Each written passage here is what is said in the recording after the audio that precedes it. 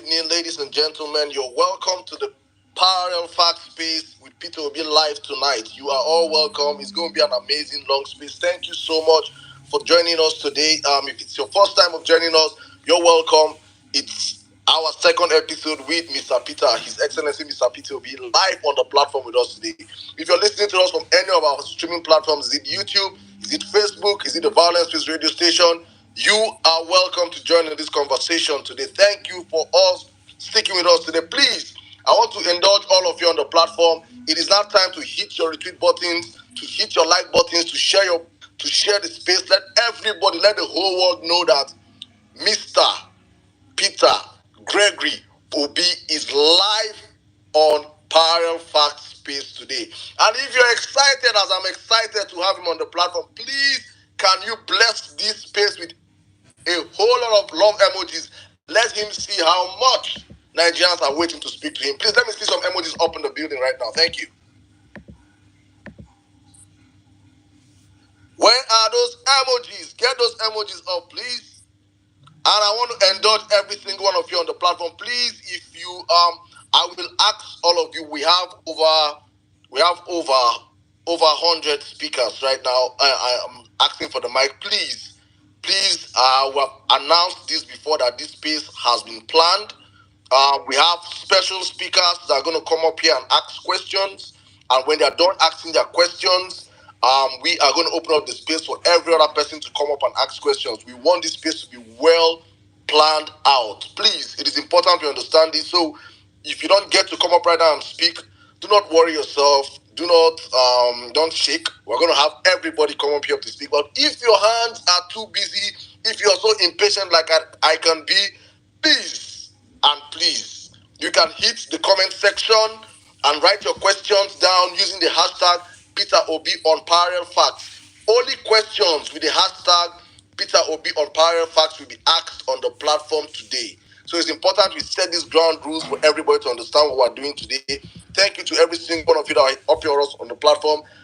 I have, before I jump into the space, this is Parallel Fact. It's an independent news media, a new media out there that is just for real news. We're all about giving Nigerians and the world in general real, verified news. And it has been born out of the desperation of bad news, bad reportage, bad journalism in the country, whereby fake news had become an in thing, and we had to step in and say Nigerians needed an alternative platform whereby they can hear real news as it breaks. So we are a new platform. Please, we need all your support. You can follow us on Instagram. You can follow us on Twitter.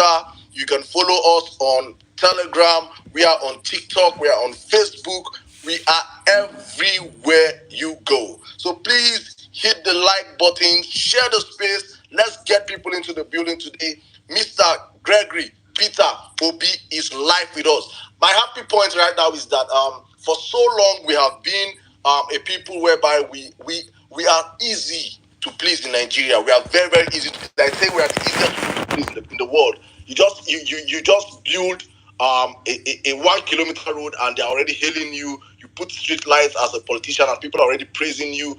You don't even we can witness 8 years of a government whereby not for once did we have a press briefing from the presidency to talk to the people. We did not see that for 8 years, and Nigerians were satisfied with that.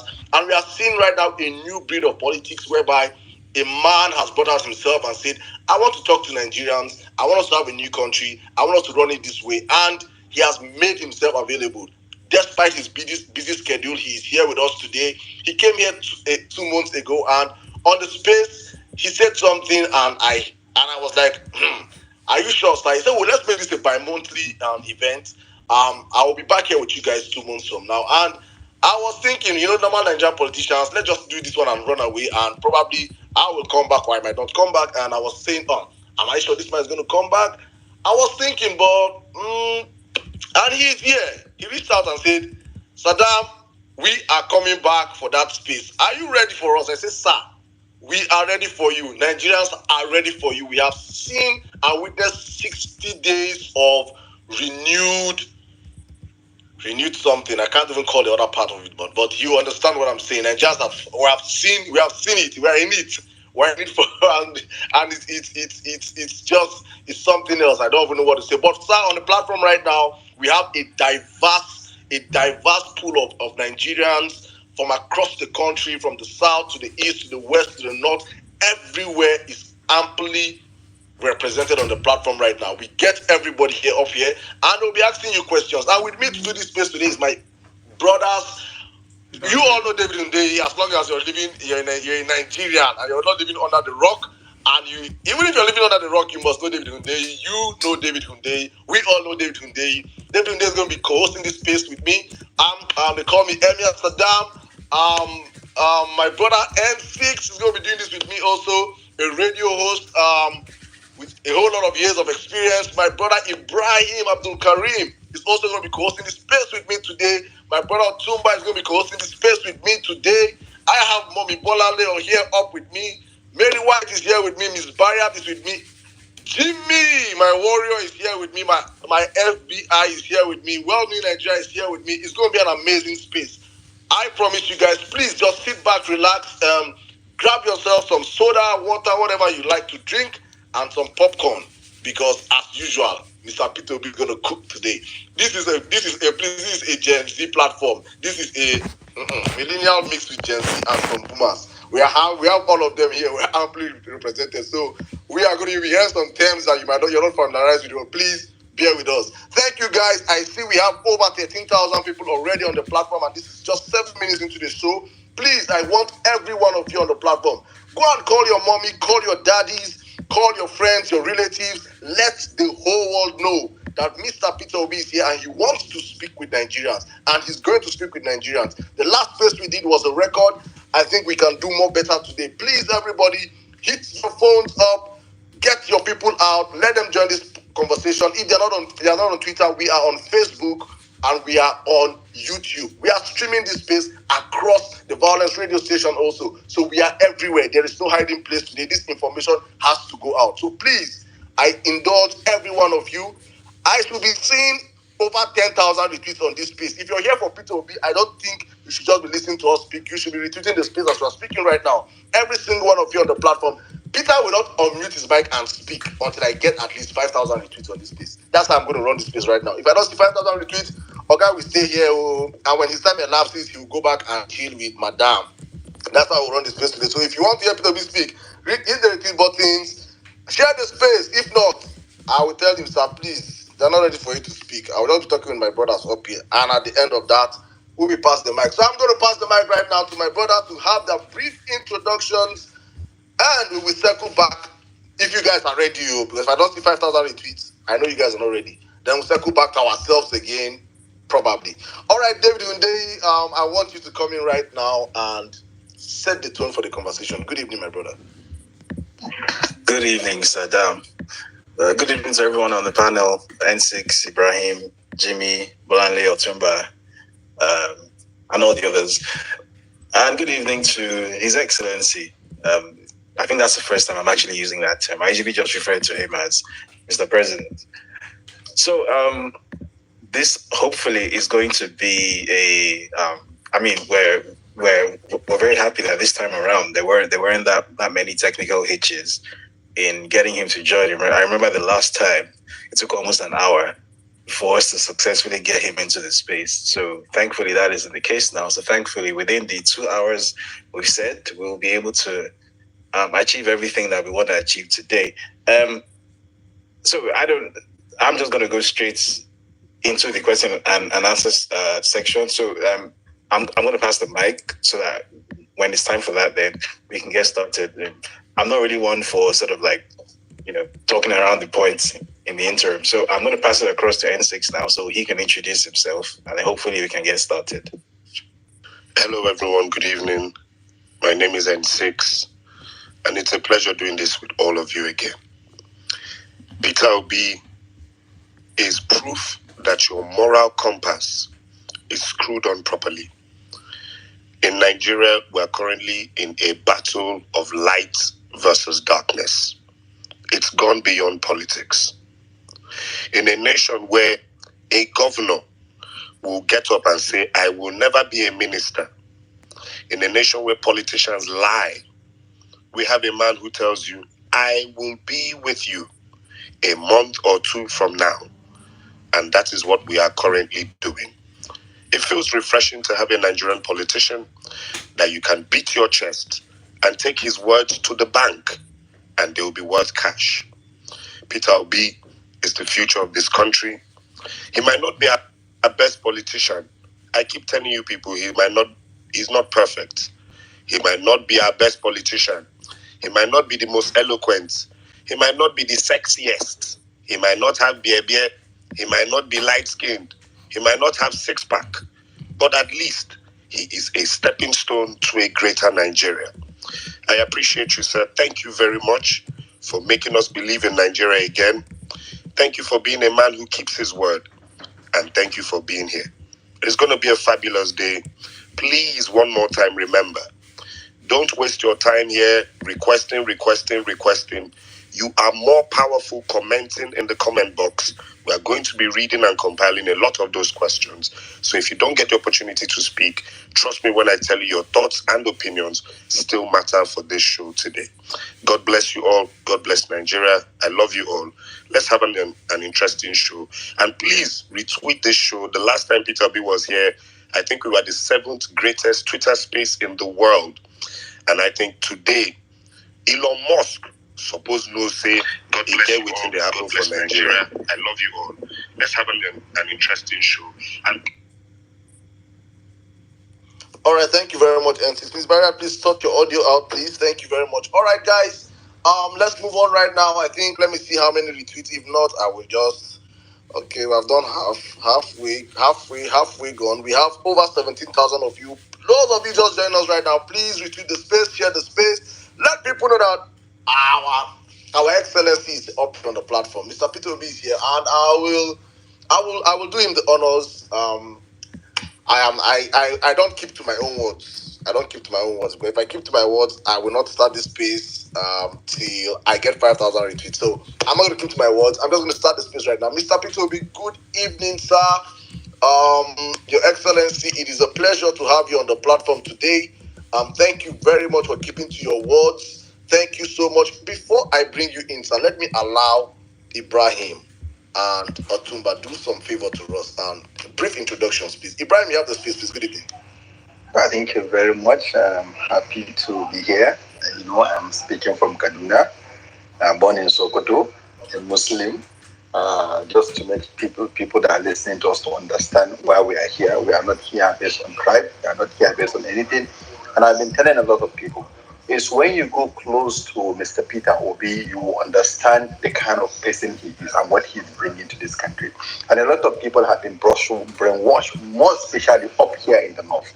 They try to portray him who he is not, and they try to. But it's our own duty, at least they can see. Some of them are here, some are for having a news outlet, and I hope they will do justice to us, at least to report what they are hearing from the man himself, and also to make people, more especially in the north here, to understand it's not about anything. It's for us to create Nigeria that work for everyone, not just work for the few. Thank you. Thank you very much, Ibrahim. Thank you very much, my brother. An amazing person you are. Thank you for the work you do also. Thank you. All right, let me circle now to your Tumba. Then we will start the space appropriately. These are the 5 hosts for today. Yes, Otumba, if you're not busy, you have the space right now. My brother, good evening. I cannot be busy. Good evening, good afternoon to everyone from my side. I'm popularly called Otumba, indigenous of Osun State, born and raised in Lagos, so representing the Southwest region. Currently residing in Houston, Texas. I'm so excited. It's a privilege to honor. I think I remember meeting you in Houston during the campaign period. You made me really believe in Nigeria, and I'm forever grateful for that. So I look forward to hearing your insights on, especially economics and security. So glad to have you here. Thank you. Back to you, Saddam. All right, thank you very much, Otumba. Thank you very much. I think these are my 5 co-hosts for today. I think I should allow all my moderating speakers have a minute to just do a brief introduction of themselves, and we'll circle to you, Mr. Pitobi. Let's take our ladies first now. Mombolande, good evening. How are you doing today? Good evening, Saddam. I'm doing very well, thank you. Your Excellency, welcome to the space. My name is Bolanle Emia Bata of the Anibaba family of Lagos State. I'm so honored to be here with you today. I yield. All right, thank you very much, Mami Bolanle. Thank you very much. All right, let's circle back to you right now. My warrior himself, Jimmy, how are you doing today? Good evening. I'm fine, Saddam. Once again, good day to you, everyone. Your Excellency, you're welcome to the space. My name is Jimmy. Yoruba from Ibadan, and I'm currently based in Chicago, Illinois, right now. Nice to have you in the space. The last experience was splendid, and I'm definitely certain today is going to be excellent as well. Thank you so much for having us. Thank you. Are you back to you, Saddam? Thank you very much, my brother Jimmy. Thank you. Okay, let me circle to you right now, Mrs. Mary White. Good evening. You have the space. Hi, Dewusa. My name is Mary White. I'm really excited to have you on the space today. I can't really wait to hear your voice. Thanks. All right, thank you very much. That was brief. Let's go right now to well-meaning Nigeria. As the name sounds, well-meaning Nigeria. You have the space, my brother. Good evening. All right. Yeah. Thank you, Saddam. Good evening, sir. Good evening, Your Excellency. I'm popularly known around here as well-meaning Nigeria. I think some people now call me Osaiti Obemudia for some reason. I'm from Edo State, popularly known as the headquarters of the Obedient movement, like they call it. So thank you for coming. Thank you for keeping to your promise. I believe we'll have a very great space. Thank you very much, Saddam. Thank you very much, my brother. Thank you. Okay, let me end this part of the space by introducing my sister, Miss Barriat. You have the space. Good evening. Good evening, Saddam. Good evening, Mr. Peter Obi. Thank you for being with us. My name is Maureen Barriat Kabruk. I am a daughter of Southern Kaduna, and I am a proud Nigerian, and I am proud to have you here speak to us. Thank you so much. Thank you very much, Nigeria. This is Nigeria on the platform right now, sir. We have everyone across the country up here trying to have a good time and listening to you speak. We're about to get the space started right now. Thank you, every one of you that are already using the space, sharing the space. We have 18K of us on the platform. We can do better. Let's get our numbers up, my people. Let's get our numbers up, because as I'm speaking right now, I am going to yield the mic right now to Mr. Peter Obi himself. Good evening, sir. Please, if you can reintroduce yourself.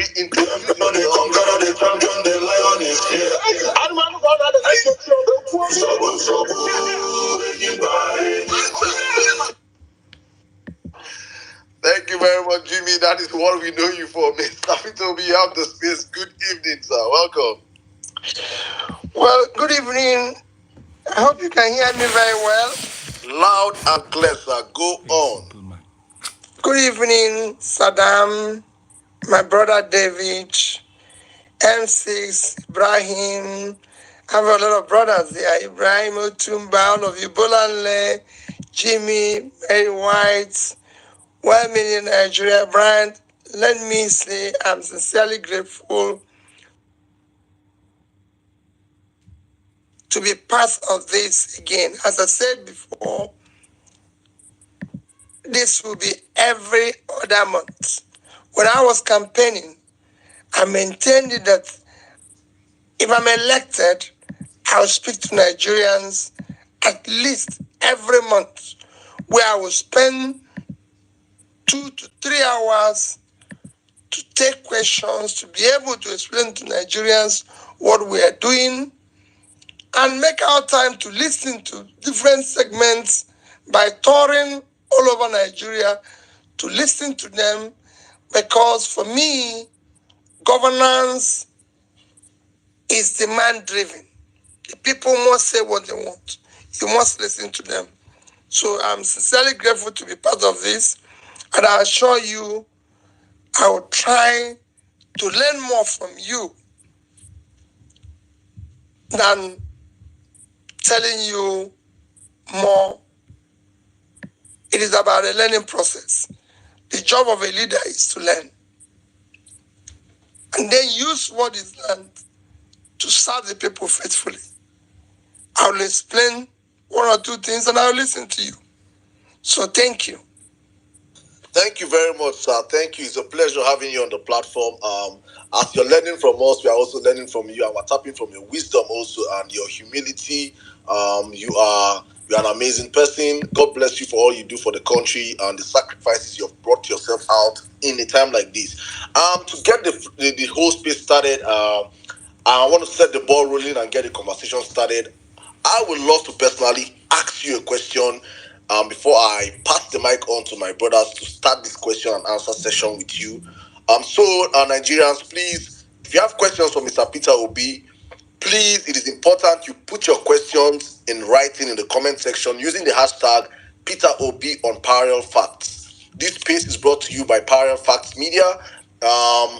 Please, it is important you put your questions using the hashtag Peter Obi on Parallel Facts. So I want to ask you a question. Let's get this started. Thank you one more time for keeping to your words, because it is a word, it is an unknown thing for Nigerian politicians. But let's start this way. We have seen in this current, albeit temporal administration, the increase in hardship in the lives of Nigerians due to the immediate implemented policies of the current administration. Sir, they have come out to tell Nigerians that these are baby steps and much needed sacrifices that we the people have to pass through. But you see, we have not seen these men take any steps themselves. You know, the political class, they have not cut down their excessive spending and their luxurious lifestyle.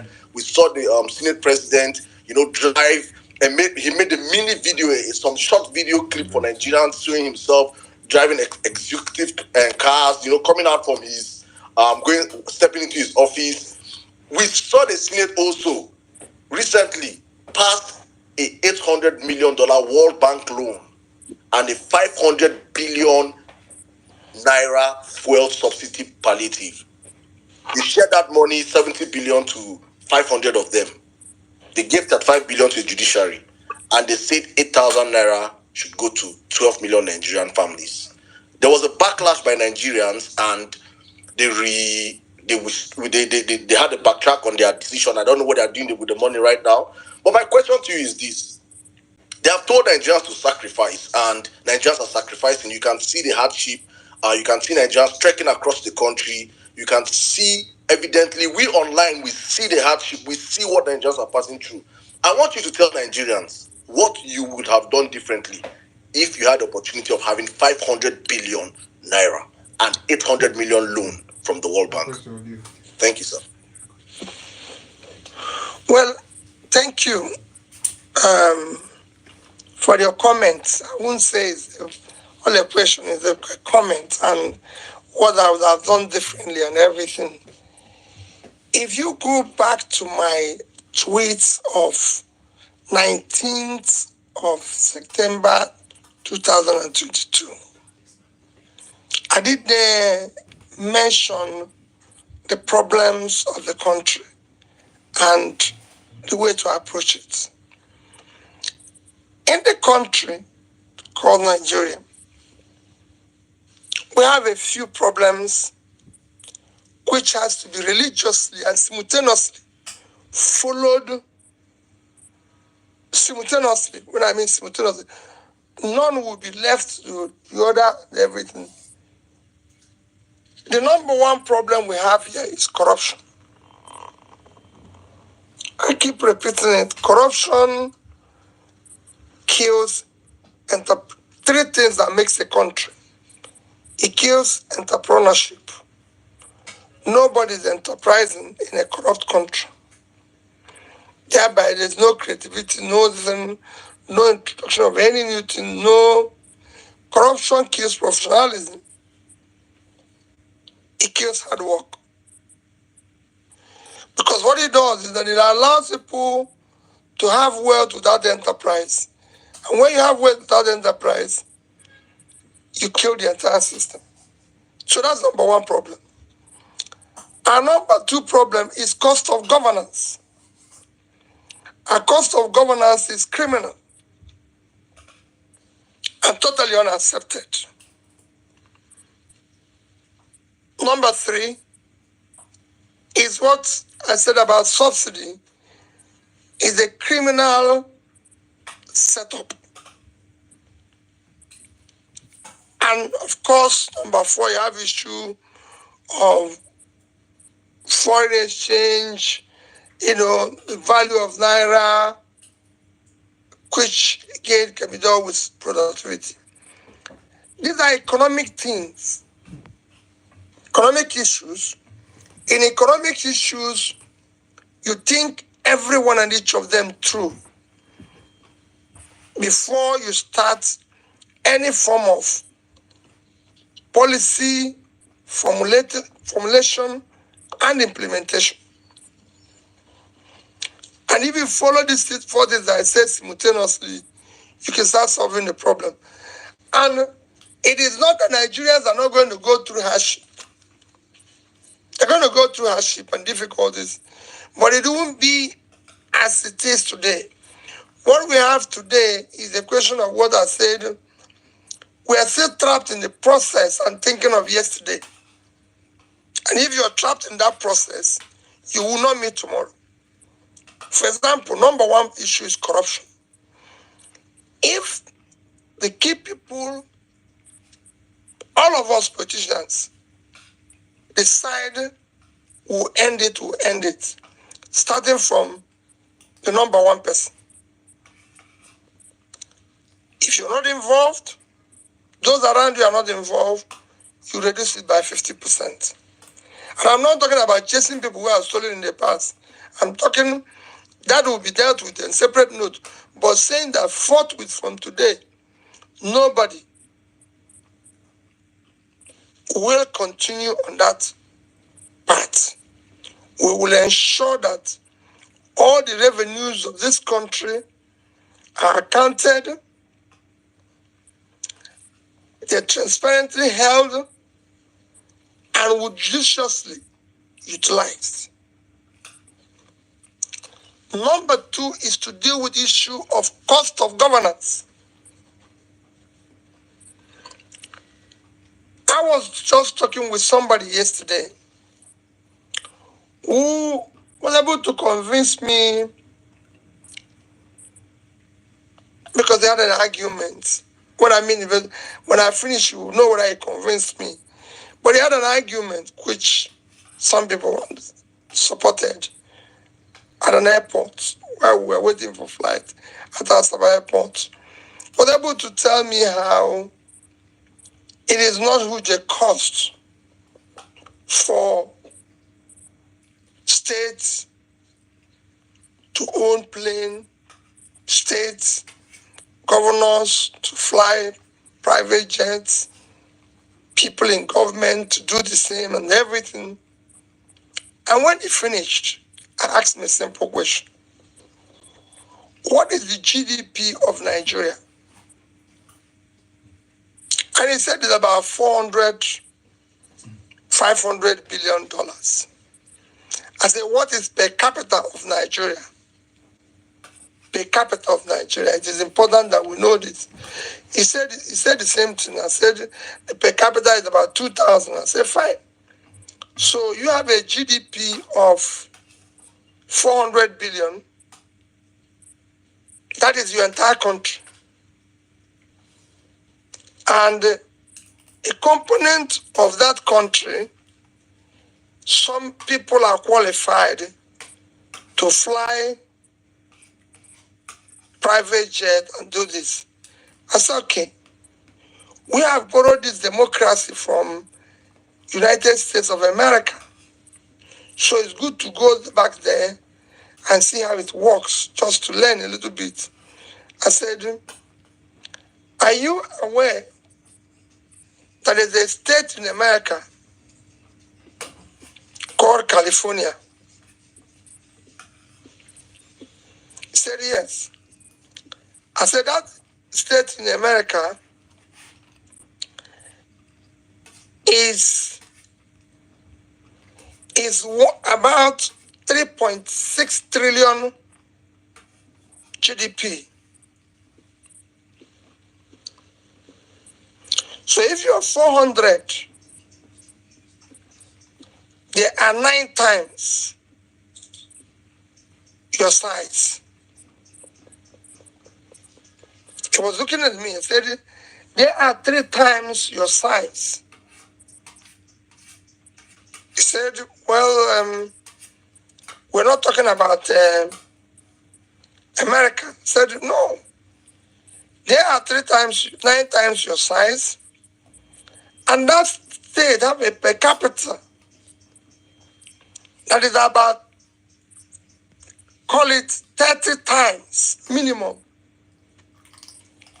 I know per capita in America, of California, is about $60,000-$70,000. So I said they have about 30 times your per capita. And I can tell that if governor of California decides to go to Washington and he charter and he goes into goes with a private jet, he will not land in Washington before he or she is removed from office. He does not have a lodge in Washington. He stays in a hotel. And he cannot stay in a hotel where he will pay $2,000 a night. He will not wake up in the morning before they remove him. That man or woman will not be seen in streets of LA with 10 vehicle convoy. He will go the next day. So that's the things you see. So these are things we need to deal with. And then subsidy. Acid is a criminal setup. And I thank Governor Issa Yaguna, who came out recently to say that somebody, a friend of his, came to him and said he's tired of making money from this. But that people know what it means for somebody to say, I don't want to continue this style of making money. That this subsidy is a crime. And we must stop this crime. I think if I was in government, I would have invited Issa, my brother, and kneel down and beg him to introduce this fellow to me. Because I need him as a friend. I haven't repented to help me in dealing with this. It is this criminal component of it. If you look at my tweet, first I was able to show that the quantity they say we consume is twice what we are supposed to consume. And I gave it stats, compared it with a country, Pakistan. Similar population have more road network than we have. I don't know whether they have more car or not, but they use half or less of what we consume. So that's where you will start. That's why if you look at my tweet that said, I will reduce 50% of what we already pay for the subsidy. Having reduced that, you try to remove the criminal component of it. By the time we finish with all this, you will see in a clear, verifiable figures what is the actual subsidy we're paying, which at this time, having removed the corruption, having removed the criminality, will be far less than what we were paying. You now say, I'm going to take away a component of this. In the meantime, I said, I'm going to remove it. I'm going to take away a component of this in the meantime. So this fuel is now, say, 190. We're not going to have it at 350 or thereabout, or 400, as the case may be, And this again, further, this is what we are going to save. This is a new thing you're trying to do. You must be transparent, open. People must see it. They must feel it. We are going to save this. And whatever we save, we are going to apply it in critical areas of development. And these are as follows: education, health, pulling people out of poverty, resuscitating our infrastructure. And we're going to have it for this period. So we have moved from where we are to this new place. It's going to be difficult, but remember that we all said we are going to sacrifice. Because you have now tamed corruption, because you have now removed the wastages in governance and people are seeing it, and you're now coming into trying to manage this subsidy situation, there's more beautiful facts. So, like we said in the first 1 month, we've saved 400 billion. What did we do with it? Where did we take it to? Are we going to say, okay, we have issues where universities were closed for nearly 8 months because they say we are owing them 1.1 billion or 1.1 billion.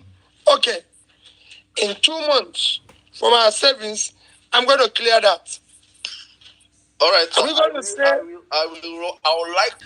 No, I'm not touching education. I'm just giving you an example. I'm just going to say where you're going to play, because you must tell us what we saved, what is going to go. Are we going to say the most important where we get this money we share is a place like Niger Delta? They have one critical road, East-West Road. The last time I checked, we need about 300 to 400 billion to complete it. This is our saving. We are throwing it into East-West Road, so these people can see it. These are things we need to do. These are the different things we need to do. Saddam have governed the state. It was difficult. But what I told the people is that this must be demand-driven. Whatever you think Peter is not doing, or where he's saving the money or taking money, it must be applied to where you see it visibly. And the moment the people started seeing it, even politicians on the other side started working with me. So, thank you. All right, thank you.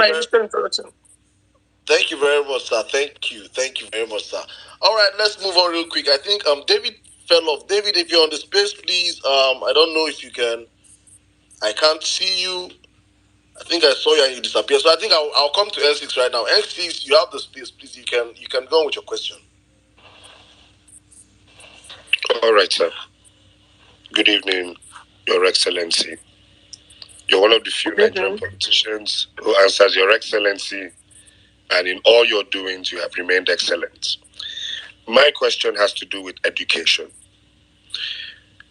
With all the problems Nigerians are going through, about a week ago, we saw an increase in school fees nationwide at all tiers. Increase in Unilag school fees, increase in school fees for Unity schools, secondary schools. As a governor, one of your biggest milestones was in education. It's one of the proudest legacies you left behind as well.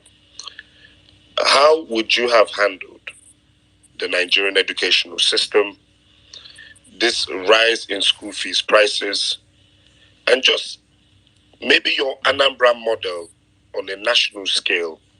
How would you have handled education in Nigeria with regards to the quality of education and the cost of education? If you can answer this in 5 minutes, I won't mind. Thank you, sir. Okay, very quickly, my brother. As a country, we have universal basic education. That means that the primary up to year 9 is free. The basic education. I've always argued that it should be primary and secondary school. For me, that's what it should be. It should be free. As you know, the most important yardstick, tool, critical, whatever I call it, measure of development today is education. The more educated you are, the more developed you are. The only difference between developing, and underdeveloped countries is education. That is the measure. Because people look at your human capital, which today you could see we're in the lower, we're one of the worst.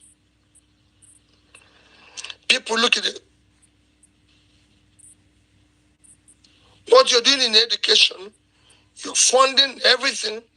So for me, when I mention issue of savings from subsidy, after you've done the right things to make sure that it's not where we are today, your investment should be in that critical area of development, especially in the north. But it's all about Nigeria.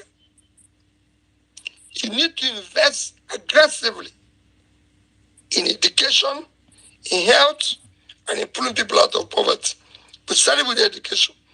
So for me, the basic education, which is primary and secondary school education, will be free. I will work with the states to fund it aggressively. We did it as governors, and what we did is to say, it doesn't matter to me whether it's private, private, public, owned by agencies and everything, we are going to support it aggressively. And that is what we need to take back. Encourage those in private, encourage them, just do whatever everybody is doing all over the world. How much do we spend per child? It is critical, it's important. On the tertiary, especially university, yes, I said we have to have different models, which we must do. The government must state, this is our contribution,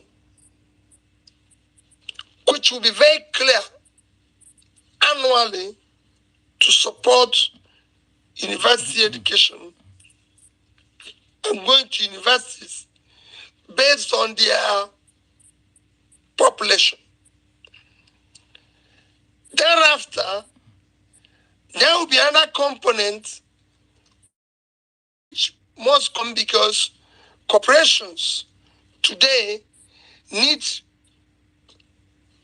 those human products as part of their own production system. There will be those taxes you're collecting for education must go into supporting tertiary education. And then you now come with the component which you mentioned, issue of loan. It won't come in straight away. So initially, you have to bear this cost until you're able to have a properly articulated loan procedure, which will allow students in some areas, because it's not in every area when you start, in some area to have access to this loan because you're sure when they leave school, they will be able to get a job that allow them to pay for this. With all this combination, you're going to have a better educational system, a quality educational system, because you're not going to have a situation where teachers are going to be trained, the right equipment for teaching at the primary distance, then at university level, lecturers, everything, they can hire and do this and all that. Not a situation where I can tell you some of the people who are giving job in various universities in Nigeria in the past 2 years have not been paid anything. And they're lecturers. Imagine how they're lecturing. Imagine how they're living. These are things when we talk about saving money or saving costs of governance, where you're going to channel them to. Thank you very much, sir. Thank you. Thank you very much for answering my question, sir. Thank you. All right. As we wait, David to come back, I think we'll just move on right now to Ibrahim. Ibrahim, if you can hear me, please unmute your mic and speak. Thank you, sir. Yeah, thank you very much, Sadam. Thank you, Your Excellency, for being here with us. I'm from the north. I can say my question directly going to go on agric because that's what I think will be one of the most commitments that you're going to give to the northern part of the country. And you have cited a lot of examples to us when you are doing your campaign about the issue. But in the economic aspect of it, I found it very difficult to comprehend and understand what really happened to the country. For example, we have different programs done by the previous government, and also this government has declared state of emergency on food production. And my worry is just that before they said we don't have fertilizer blending companies, they are just like 3 or 5, and they have like 50. But the cost of food in the market is still high. So I want to relate what is the input government putting into the system, and also food is getting more expensive. Let me give you another example. We have more, what they call them, rice millers now, in almost getting in hundreds of them. Which one of the rice miller, as you said, you are part of the people that helped him to develop. And then this government, the previous government of APC, put a lot of money into it. So my worry is that rice is still very expensive. It's not affordable to the unit. It costs almost about 43,000 naira per bag. Fertilizer is costing about 30,000 naira per bag. And the insecurity in the northern part of the country, if you can see Zafra and other places, people have to pay tax for them to do their to go to their farm. And another thing that is scaring us is that the mud in these villages bring out this produce to the city is by transport. And this subsidy issue is so affecting the rice issue. So with all this, the word that Saddam don't want us to put, the renew, whatever that we used to call it, which everybody is feeling today. So my question is directly to you, sir. Help us to understand the economics. If it happens that you become the president in the next 2 or 3 months, what will you do different? So that at least this rising cost of food would at least go down for Nigerians to benefit from being a Nigerian that have a very wide and very big, fertile land for us to do agriculture. How do we get this food? Because food is the main security that we can have. Because even the education, everything, we need to get food. Well, thank you, Ibrahim. Ibrahim, I've said a lot about the issue of agriculture and issue of implementation of various policies, projects, various schemes of the past. What you're experiencing is poor implementation of those schemes. They were not properly executed. They were not properly channeled where they should go. They've all become transactional schemes, transactional policies that went into the same tunnel of corruption. So in the end, they actually, instead of helping to ameliorate the situation, worsened it. The North, as said, is going through a major problem today that is bordered on poverty, mass poverty. And if you want to solve that problem, you have to pull people out of poverty. And agriculture is #1 item to solve that problem, because there are vast uncultivated land that we need to cultivate. Nigeria can make more money from agriculture, can earn more from export billions of dollars from agriculture that it presently earns from oil. And I've given several examples, which I don't need to go back into. Because you've seen me, Brian, you followed me everywhere where I say that Niger State alone is 2.5 times the size of Netherlands. And if Netherlands can do export of agricultural products in 1 year of over $120 billion, which is about 6 times what Nigeria earned from oil, Nigeria can do more. We can earn more from it. And we will be able to do today in Dubai, small space, the same holidays that call it anything. They are now doing quite a number of agricultural products. We have massive uncultivated land in Boronu, 70,000 square kilometers, which again is about not exactly, but about 2.5 times the size of Netherlands. So we have opportunities that are there. And to pull people out of poverty is to invest in this land. But you have to do it through the right channel. You have to do it properly. It has to be true, verifiable, and means people can see. Governance is a very simple thing. If we said, you talk about having more rice mills, having more this and everything. For example, Ibrahim, I will show you how anchor borrowers program have been implemented in other countries.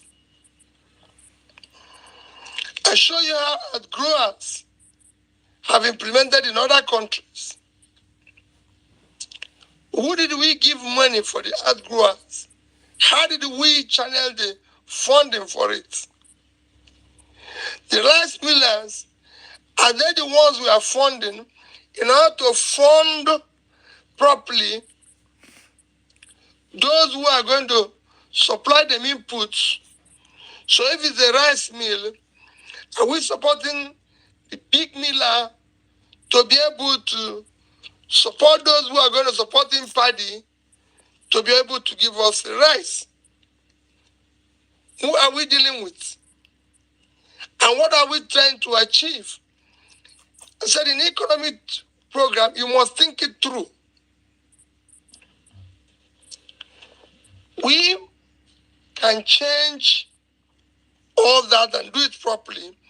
When it's transparently implemented, it will work. It is not something we need to go far to find, whether it's a fertilizer or anything. All these are not coming by Ibrahim because it's based on transaction. Otherwise, it will be cheaper, it will be competitive, because labor is cheaper. First next is that how are we doing it? Ibrahim, we have a Bank of Agriculture, domiciled in Kaduna. And this is being implemented through the Bank of Agriculture. Who are the beneficiaries of this loan? Are they farmers? Are they politicians? These are questions. Who are those who are involved? I have seen this. I've seen people, even in my own state, when we came in, there was a standing agricultural loan. When we tried to recover it, none of the loans went to farmers. The funds ended up in hands of politicians who have nothing to do with farm. And that is the problem. So the implementation must be proper.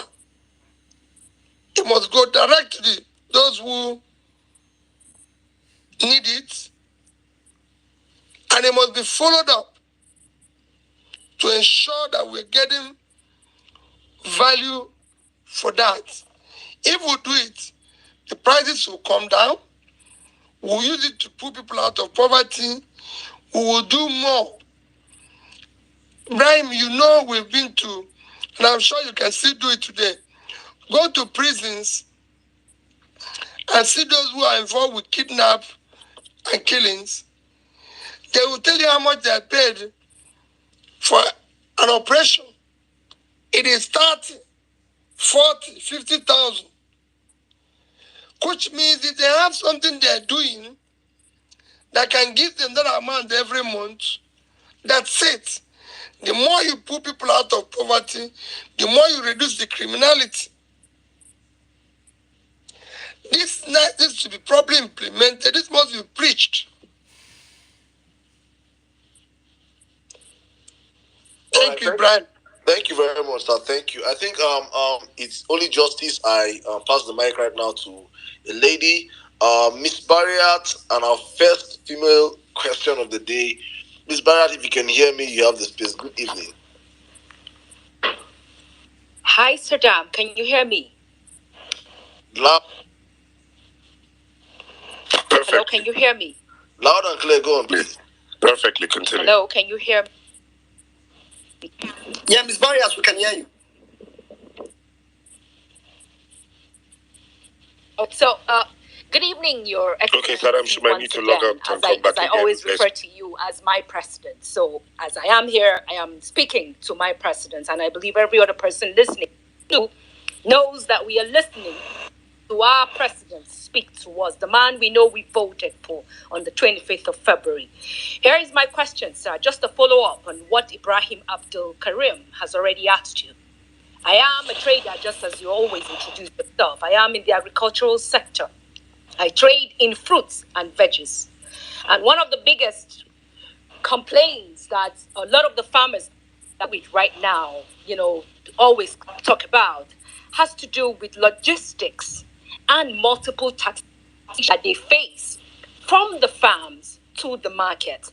So my question to you, Your Excellency, my president, our president, how would you handle the issues relating to the logistics involved in transporting food from farms to around the infrastructures and the multiple taxation that these drivers and farmers face from to the market? Thank you very much for your time. Thank you, my sister, for that question. I know Ibrahim mentioned it. First, let me start by answering it. Since that at times I just get, how did we arrive here? If the colonial masters was able to build a rail in the 60s to make sure that they transport the food from the north, Kanu, everywhere in the north, to the south and to export. What has changed today? These are 60s. I went to southern Kaduna and I saw rail in Kafanchan.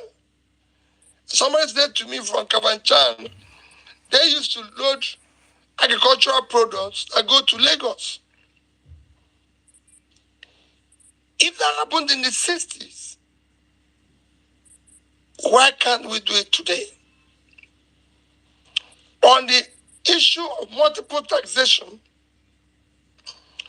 all those, again, is bordered on corruption and transaction, which when you are determined to eliminate it, will be able. Where are the corporations which government can support and be able to get value for it? And all this is what you can do by the time you have proper support that are channeled in the right direction. A Bank of Agriculture is in the north supporting all this. Where there's stringent rules that nobody can play with, so you get it solved. And then because you're interfacing with these farmers like you, because like I said, it's a learning process too. Because the government is determined to do it, they will listen to the farmers. Yes, there's issues of insecurity. Ibrahim mentioned the farmers can't go to farm. Yes, that is number one job of government, to secure the people. So if you're determined to do all this, we've spent enough money in security. I do not see how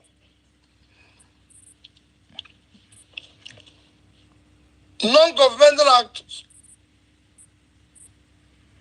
will be more active, more daring than government. It is because what we spend in dealing with insecurity are also somehow immersed in this transactional life. You just criminalize the place.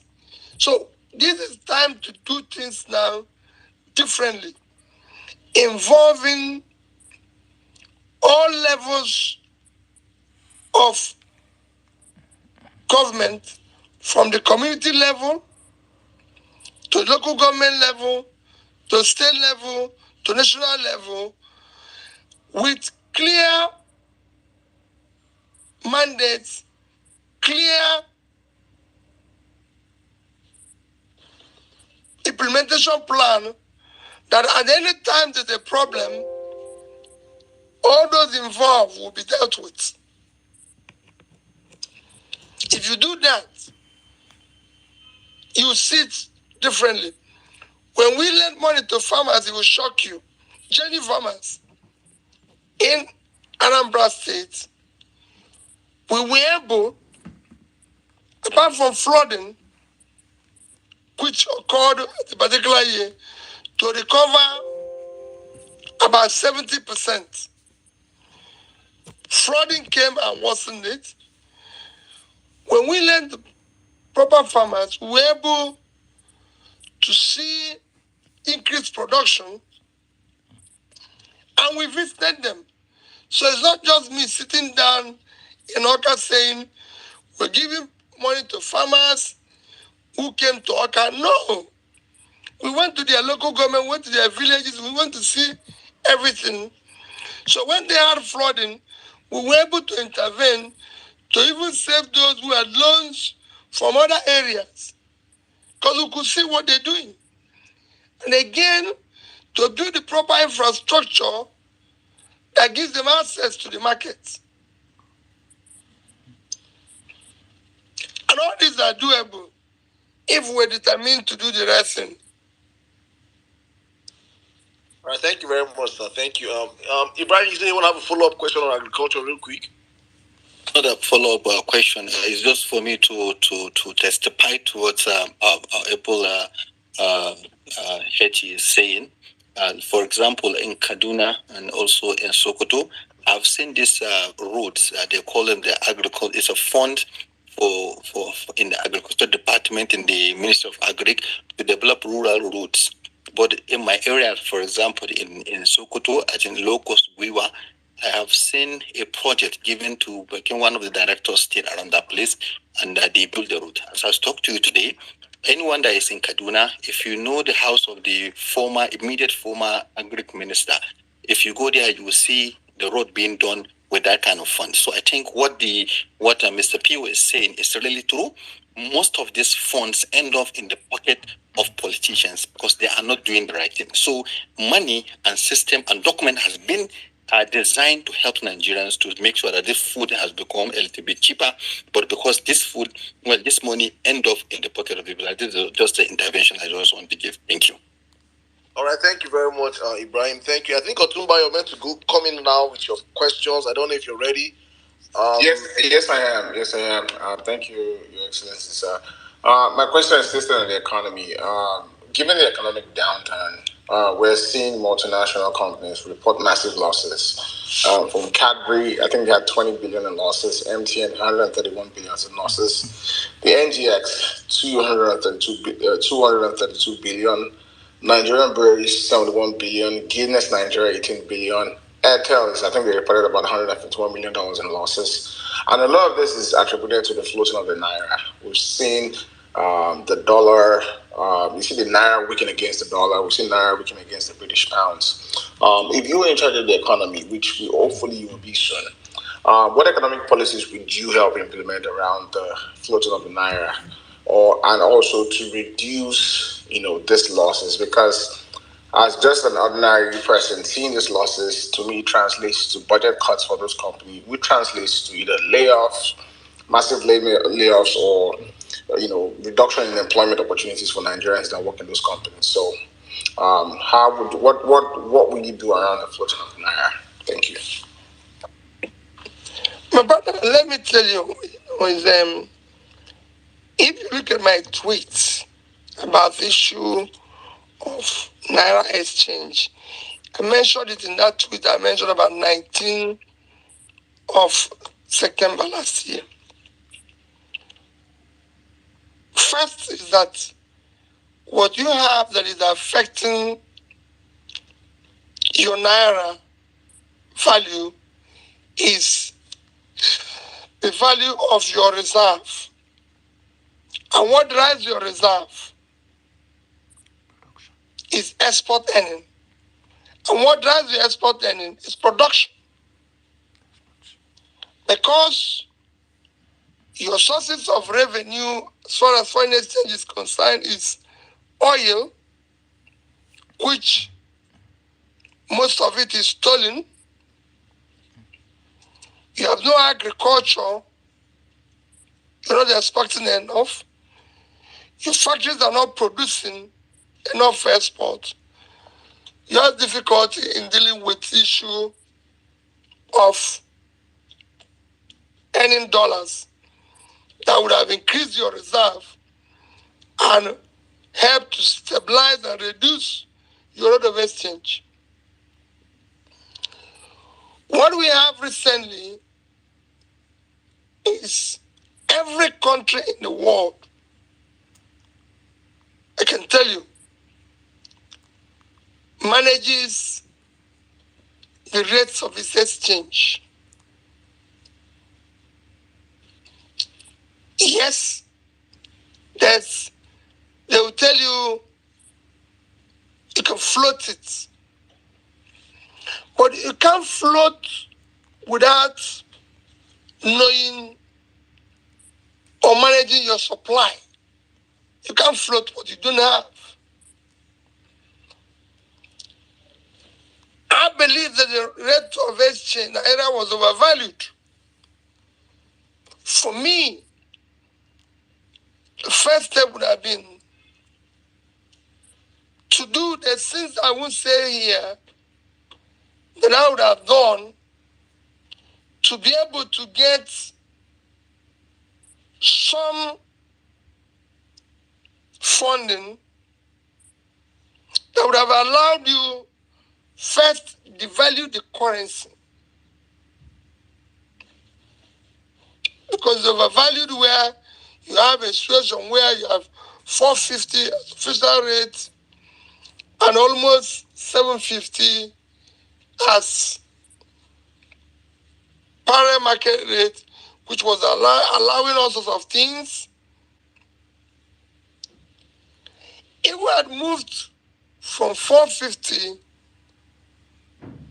to about 600 or thereabout, and be able to still manage it by getting enough money to meet up existing obligations.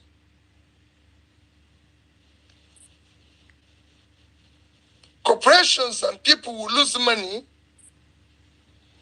but not meeting those existing obligations will increase confidence for people to come back into the market. And then, remember, one of the things that a foreign exchange rate is unproductive money that's all over the place, which I call the corruption side of it. Because some of this exchange rate that is going up and everything, the dollars are not being purchased by those who are using it for productive purposes. It is being purchased and used for corruption purposes, which everybody is involved. So you can stop it. Today, you know, for various political activities, and people in government are now transacting in dollars. It is an open secret. So we are in difficulty. Some of this we have to start doing it differently. I'm not going to say, that's why I said I will not be trained in the process of yesterday. I'll be trained in the process of today. When I was in government as a state, we decided to have what we call subnational savings. And that was why in Anambra State, we were able to have, by the time I left, $150 million in savings. We said we're going to divide our savings into three. One should be in foreign currency. Since we trade in dollar, let's save in dollars. One should be in Naira. The other will be in investments, shares and stocks and bonds, and local bonds. And that's what we did. So I have $150 million in savings. You've read in God's book, I refer to it every day, where he said, I supported savings, because I know what the reserve would have been. If you ask Mr. Ganga, who was there, who actually was the architect of the Sovereign Wealth Fund, he would tell you that if there's a governor who gave him all the support, I was there. So, for me, the things we would have done differently, because we didn't do it in the past, we're suffering now, but we can start today to do it.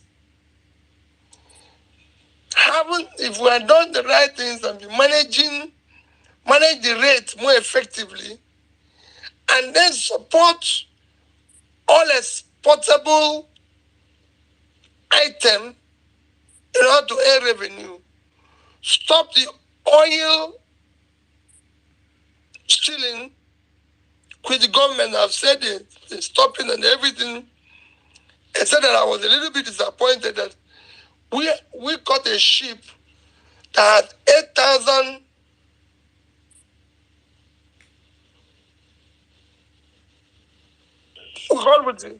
with about 8,000.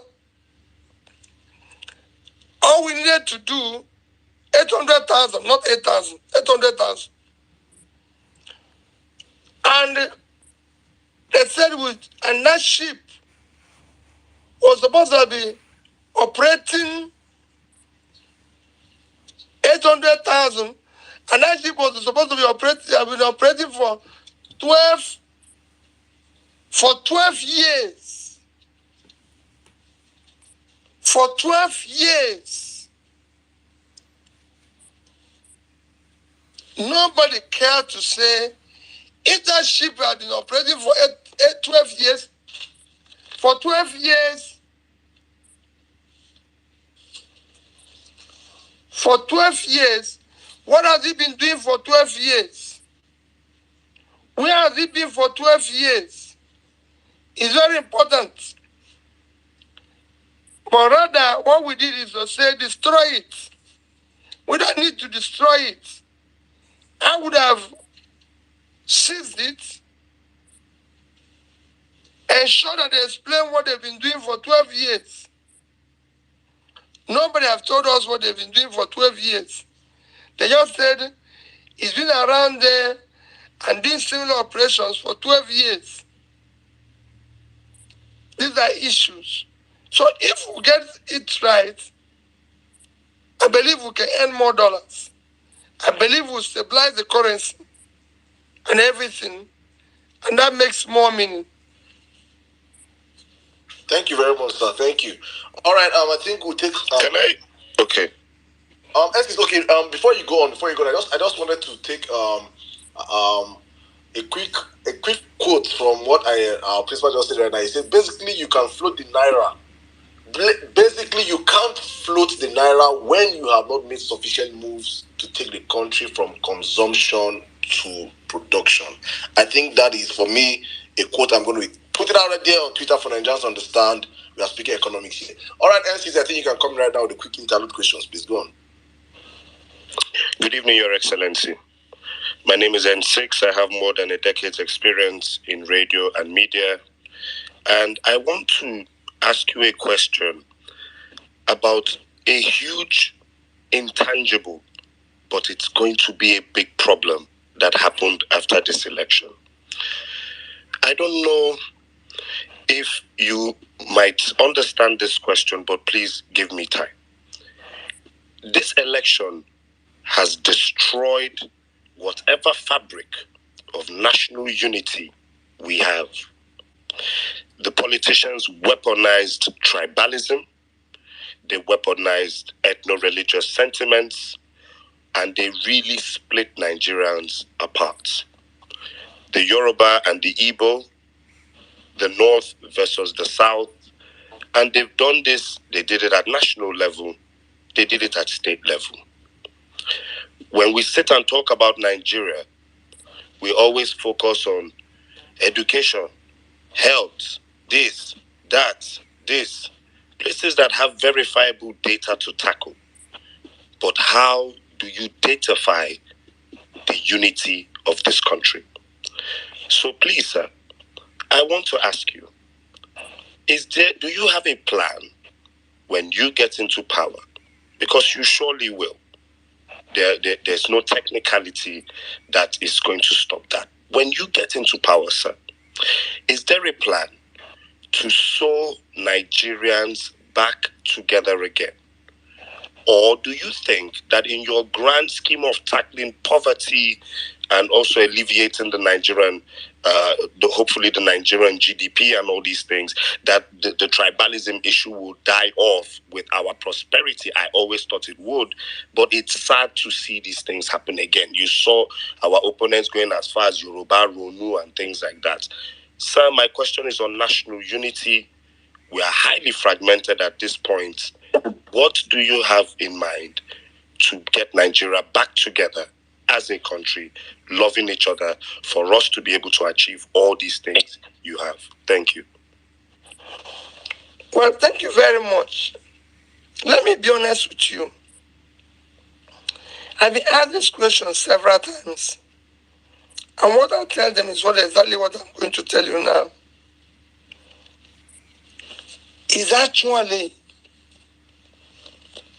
at times good that all these things are coming out.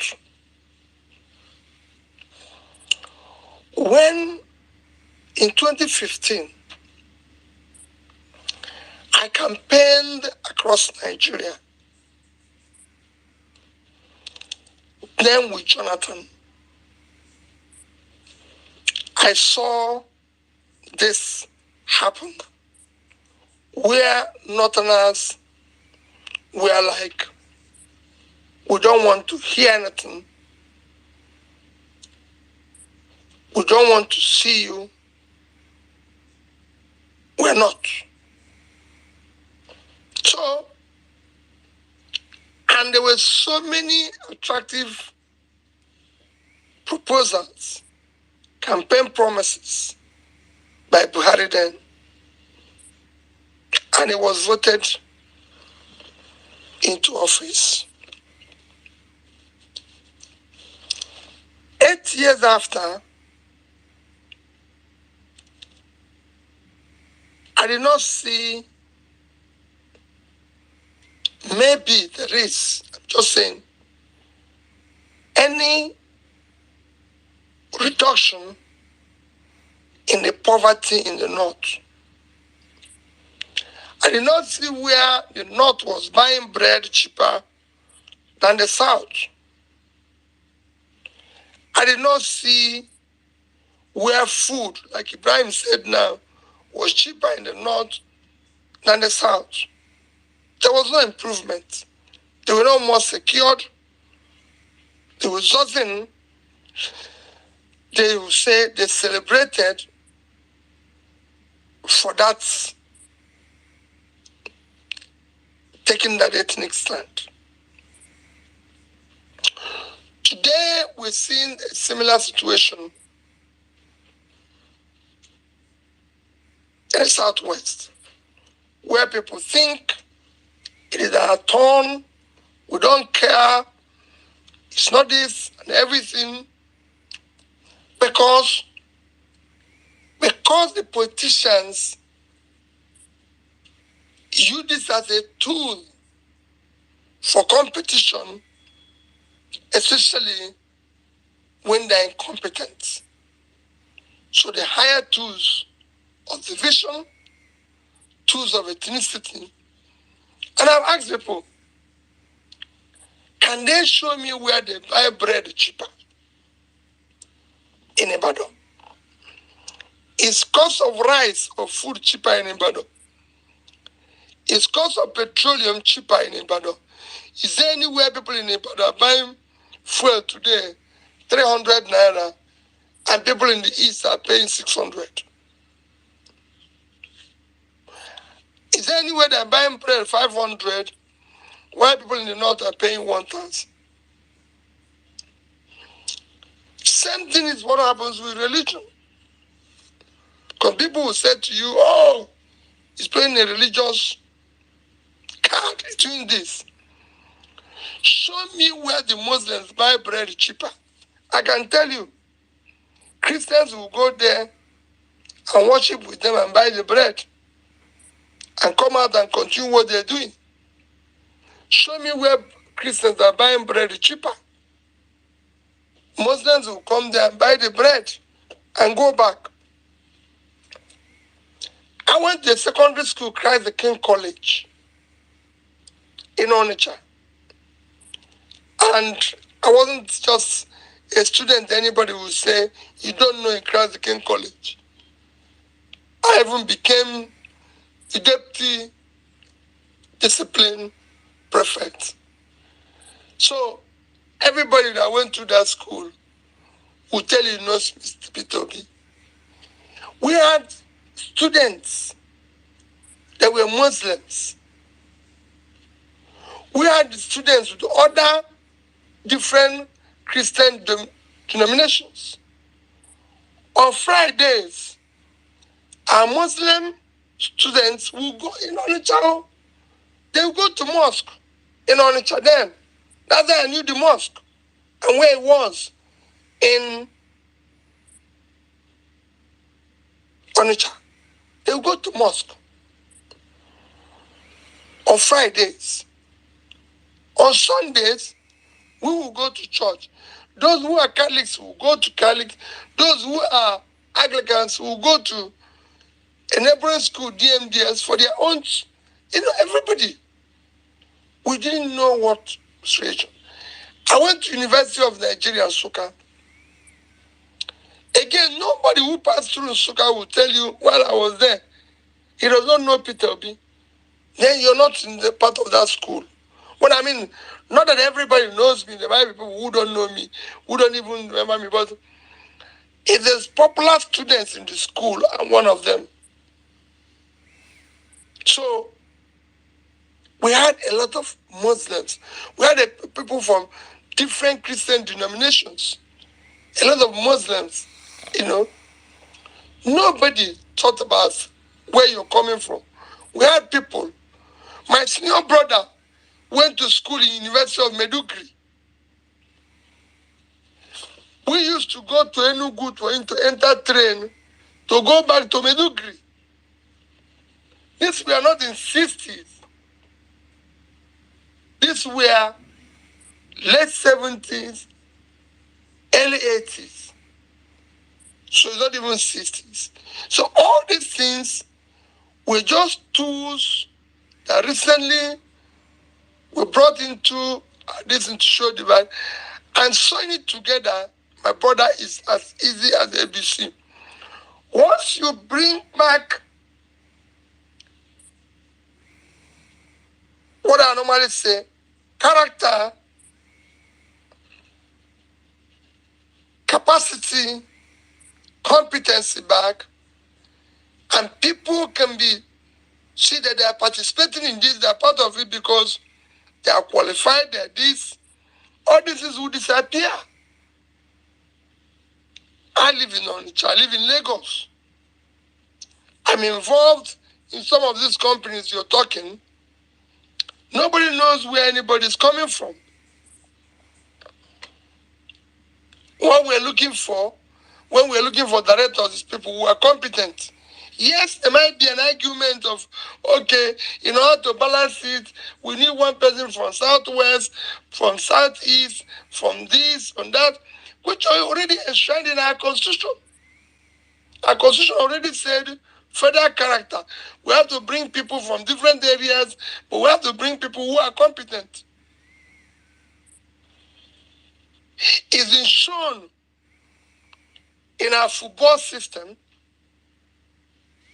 Just yesterday, all those who played for us in the 80s was remembered by APIS. All those of them, Odebami, Christian Chukwu, everybody, he brought all of them to Lagos, hosted them, gave each of them about 1.5 million naira each, told each of them they're going to be flying his plane for free. He wants them to be looked after and everything. He didn't say, I want people who play for Rangers. He wanted people who did this at national. When they met me in hotel, you'll be shocked. Owoblo, all these people that we used to hear their name. That's what it used to be. You can bring it back with effortless ease. Today, there's a lot of intermarriage between the North, the East, the Southwest, the Southeast. It's going to a stage in Lagos, nobody even knows the difference. Most of the marriages that I attended, I was in a funeral just on Thursday of somebody I can call a mother. Fantastic woman. But she's a Yoruba woman. We live in the same block of flats where this woman is. I I don't know how to describe her. She was just an extraordinary mother who every day will make sure that he comes in and say, Peter, you're not doing this. Peter, you did this or this. Everybody in the compound is fond of her. So these are things you can deal with easily. I've said when I was campaigning, Ibrahim can say that the North will celebrate me because I know the problem of the North. The West will do the same thing because I know the problem of the... Because today, nobody can tell me the problem of the North because I know the problem of the North. As a banker, we used to get all the cash we need from Kanu.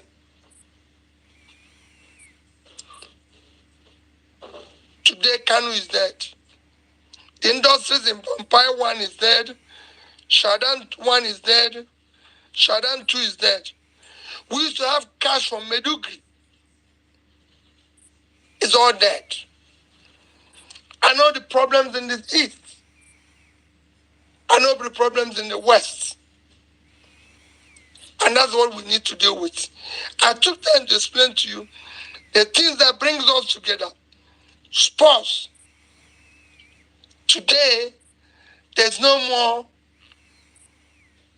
sports in terms of what it used to be.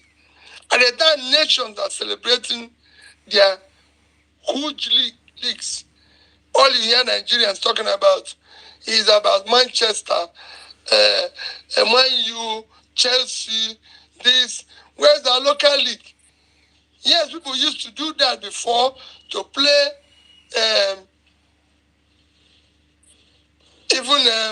what do you call it again? To all this lottery, what do you call it again? Pool. They do pool with it, but they were still following Rangers,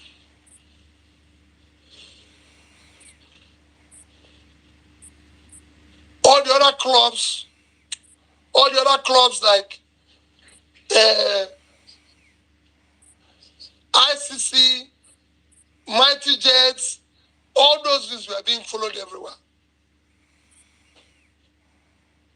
So these are things we must go back to. People who were playing in different places were not even from there.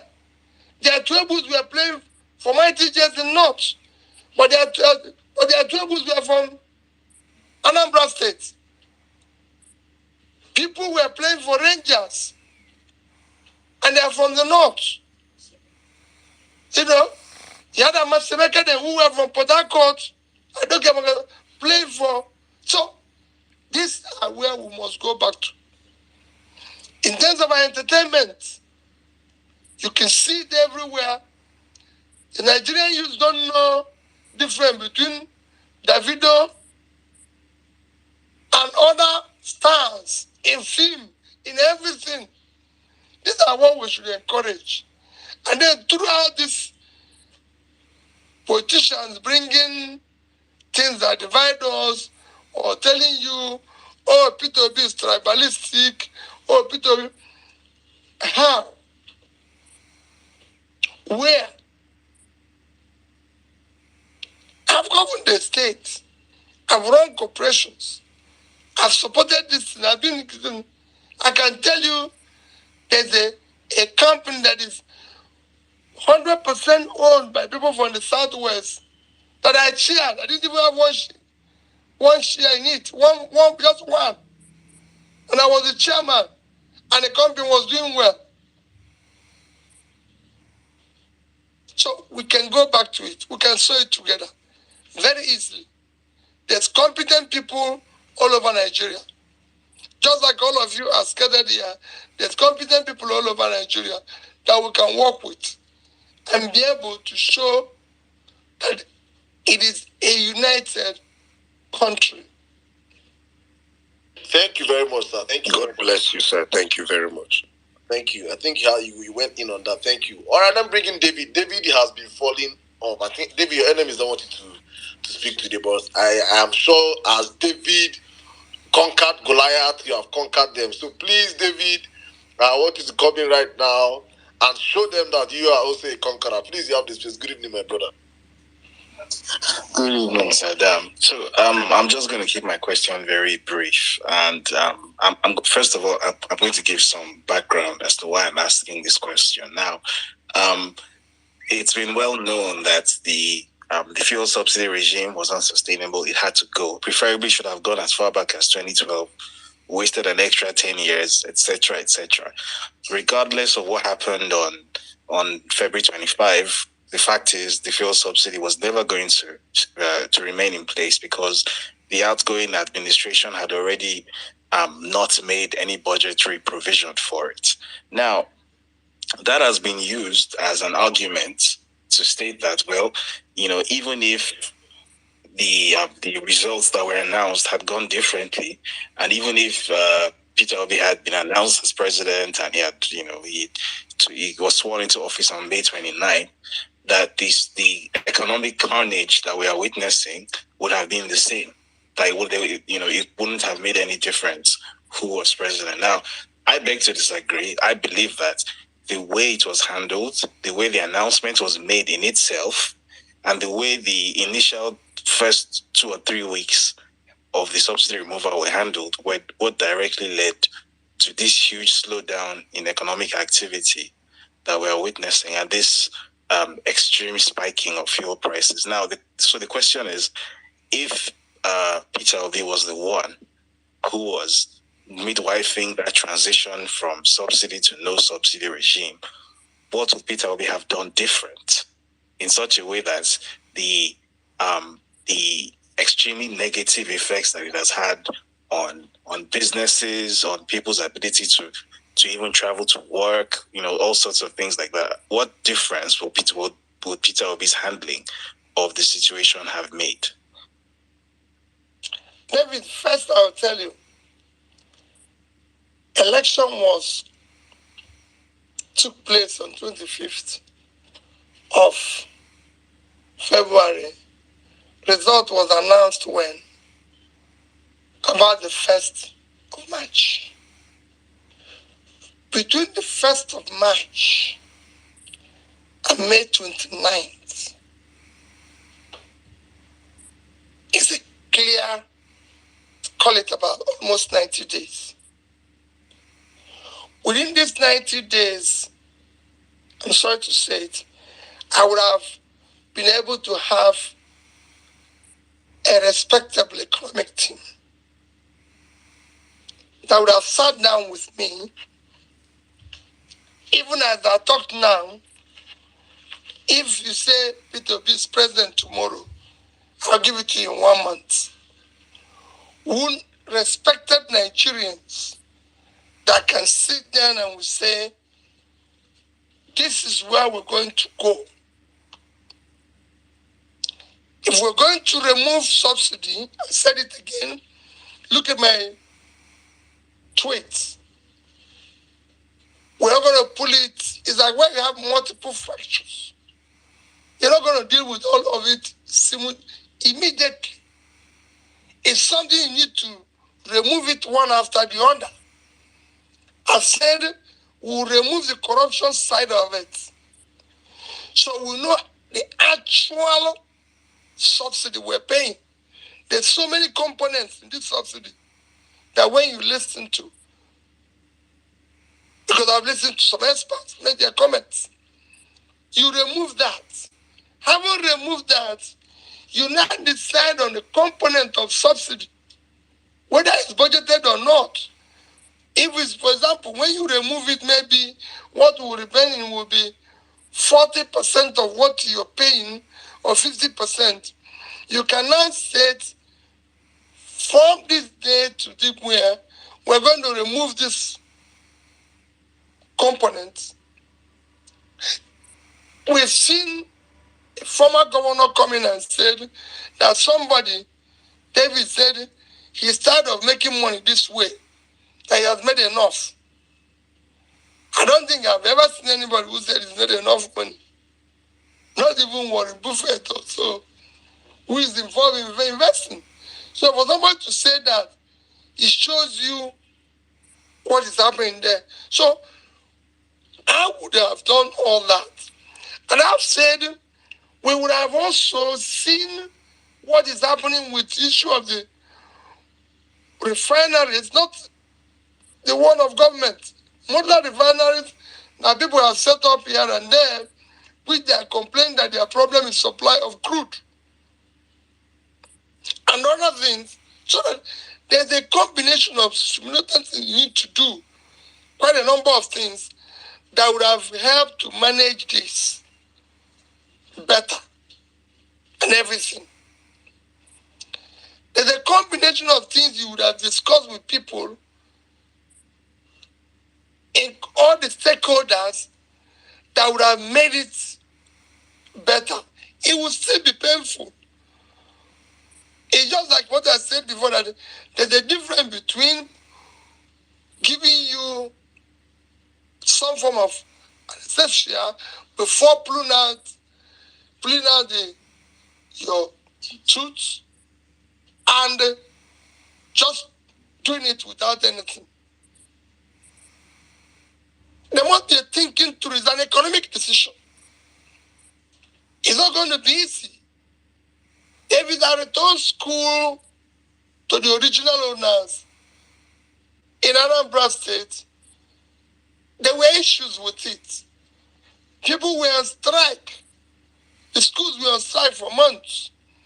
But before we returned it, we made sure that we went through all the beginning to the end to mitigate the problems. For example, saying that all teachers that are employed must be paid by government. They must be maintained by government. That the churches and this thing can no longer run the school. They don't have the resources. There's so many things we put in place that we will continue to do the capital projects. We will continue to do this. But they will take care of the administration and management, but we will support them. I can tell you, I don't know what has changed. At the time I was governor, no state in the north, no state in the east, no state in the west can compare their secondary schools or primary schools with ours. We were the only people where you have secondary schools that have computers, buses, this, everything. Go to those schools today. The infrastructures were rebuilt. We don't own them. Private schools in Anambra State were supplied computers. Private schools in this. So we thought it through. As a governor, I decided that every person, old person in Anambra State, from the about 200 communities who is above 75 years and have no means or does not have any form of pension, the government will pay the person 5,000. You can go and verify what I'm telling you now. Across the whole state, 5,000 every month. I had security in each community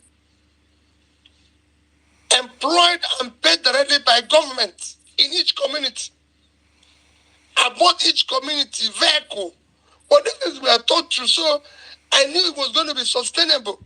People ask me then, where are you going to get money to do this? I said, look at our calculation. Look at what we are getting. Look at why we're going to do it.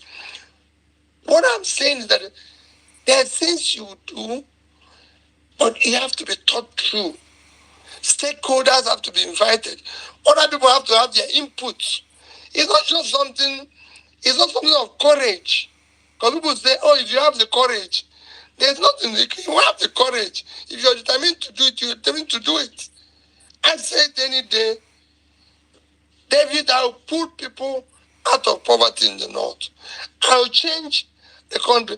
It's not a question of courage. You need to give people the numbers. If you say you're going to save cost of governance, people need to see the numbers. You cannot tell people to sacrifice.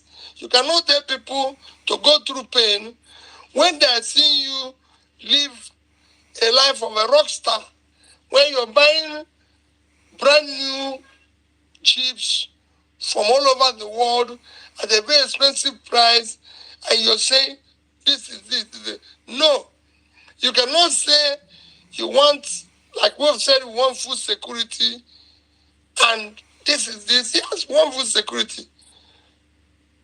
But what are we doing? People must hear it, people must see it. And like I keep saying, it is time we hear from those in charge.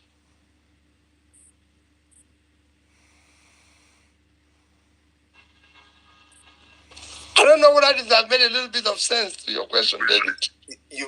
Absolutely, it has. You made amazing sense, sir. Thank you very much, sir. All right, I think in the spirit of education, I think I'll circle the mic right now to Madam Bolale. Madam Bolale, you have the space. Good evening.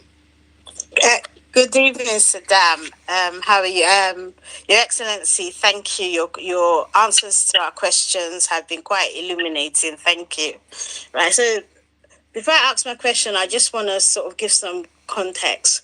Right, back in 2010, when I had my youngest daughter here in the UK, the consultant, the surgeon, the SHO, and the midwife on duty who welcomed her into the world were all Nigerians. So I had Nigeria's finest at her birth, and I often laughed about it. However, we know that there's a brain drain, so that we've got an average 200 doctors leaving for the UK every month. And that has meant that the ratio of doctors to patients is now 2 to 10,000, which is really, really bad. Right, so a few days ago, resident doctors in Nigeria embarked on an indefinite strike. Right, which has meant that, the public hospitals and the conditions are not great anyway. And these are the people who have decided to stay, right? And it calls to question, how Nigerians are able to access affordable healthcare. So my question, sir, is this. Considering the difficulties in that sector, is it time to call a state of emergency on healthcare delivery in Nigeria? And if yes, what would a solution look like? Thank you, sir. Well, let me start by telling you that the state of emergency, my sister, has been long overdue. It's been long overdue. Today, Nigeria has surpassed India in infant mortality. India is 7 times the population of Nigeria. India is now the country with the largest population in the world, about 1.4 billion, and we are about 200. So they are 7 times our population, but we have worse infant mortality than them, especially in the northern Nigeria. And this is because of lack of primary health care. Lack of primary health care, lack of education, lack of access to health, which is anchored, like I said, on primary health care. And you can't talk about primary health care unless you talk about the human infrastructure, the healthcare workers that are involved, because they are the nurses, the midwives, the everything. When I was campaigning, I went to an IDP camp where they had close to according to them, they were about 50 to 100,000. I'm not privileged to know how many they are. But when I came, the crowd I saw should be about 3,000 to 4,000. They have no form of facility, medical facility, except a nurse, one nurse, who actually was there on a volunteer basis. She said she's tired of hearing or seeing people die or women trying to get men. And so she decided, let me die with these people. It was very painful to see and everything. Because we're not investing in healthcare. When we talk about this saving, we're talking, go and look at primary healthcare budgets of Nigeria, a country of 200 million people. And then you look at the budget of, say,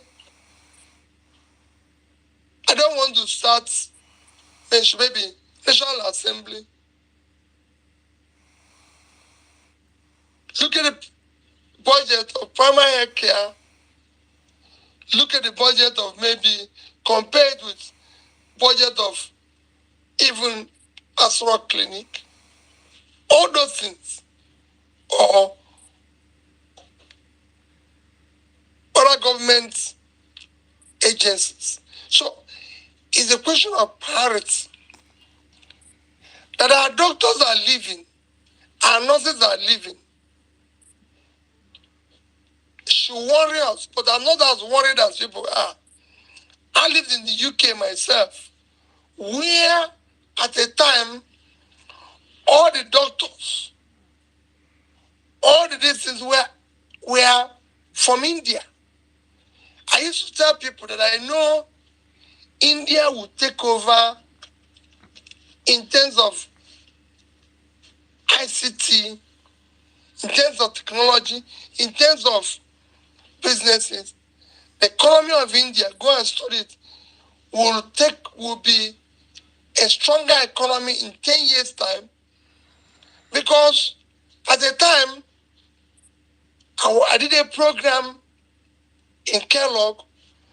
Dean of the school was an Indian, and all those around in most of the schools, especially in my class, were Indians and Asians. I came to Oxford and did a program. The dean of the school was an Indian. I went to Cambridge. I saw the same thing. INSEAD in France was the same thing. So I knew they were going somewhere. Because we're going around acquiring doctors in the UK were Indians, dentists, everything. My sister today, they are going back to India. They are the ones who are helping Indian government. If you go, Modi is doing well today, but most of the things he's implementing, and most of the things they were doing, were things that expatriate Indians who are now in charge of various agencies, Institute for Transforming India, were things that they brought, even if we had a former prime minister who was a respected economist from Oxford. These are how countries change. So they were now using, it is people like you and those diaspora that if we get it right, like I said, brain drain will be brain gain. You come back. Because we're going to use your knowledge. You're actually going to be the first investors we're going to get when we talk about foreign investors. Foreign investors are not going to come until you people come. When they see you going home and making money, they'll follow you. That's how foreign investors go to country. They don't just stay and say, let me go there and die.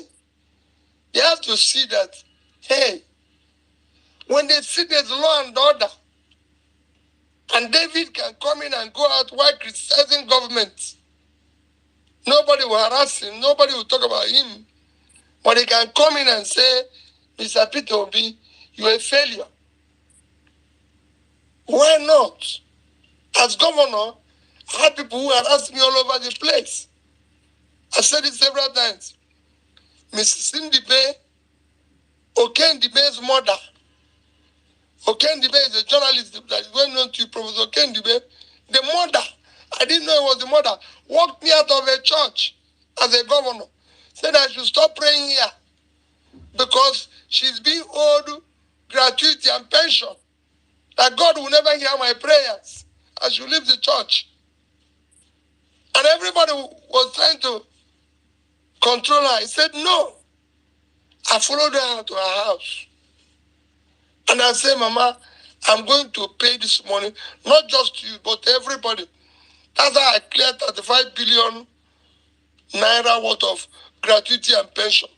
From that woman, the way he was talking to me, if I do it today to anybody in Nigeria, they'll lock me up.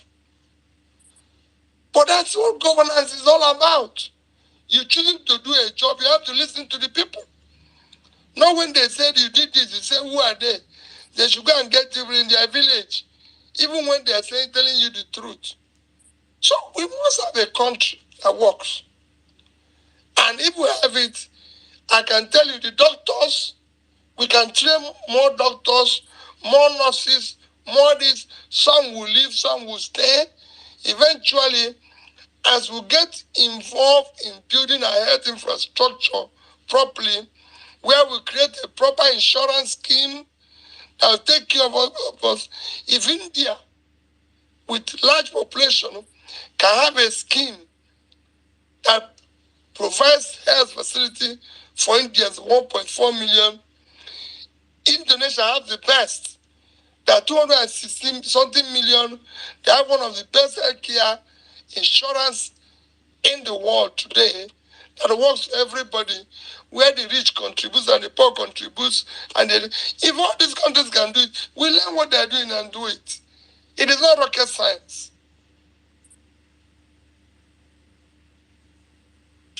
Thank you very much, sir. David, would you like to ask one more question?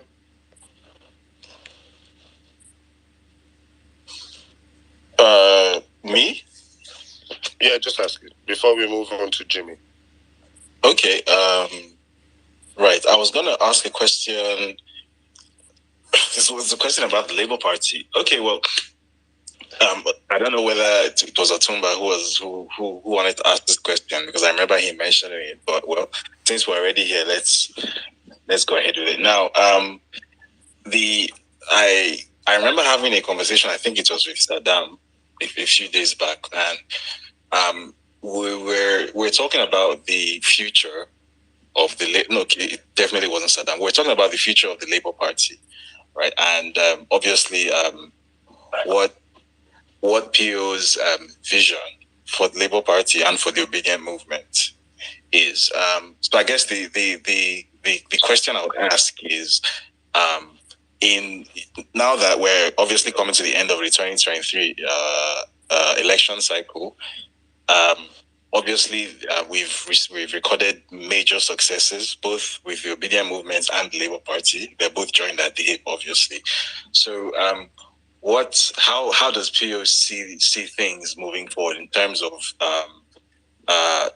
motivating more young Nigerians potentially to become card-carrying, registered members of the Labour Party? I believe N6 has been very vocal about the need for young Nigerians to not just take an interest in this election cycle because Peter Obi is involved, but also to become, if possible, card-carrying members of the Labour Party, to take part in the internal processes of the party, if possible, and also to take note of the other candidates that the party fronts in the gubernatorial, senatorial, and House of Representatives elections, even at state level, state House of Reps, local council chairman, that sort of thing, so as to essentially create or boost a political structure that is independent of what had come before it. So what is Peter Obi's vision for how young Nigerians can plug into this,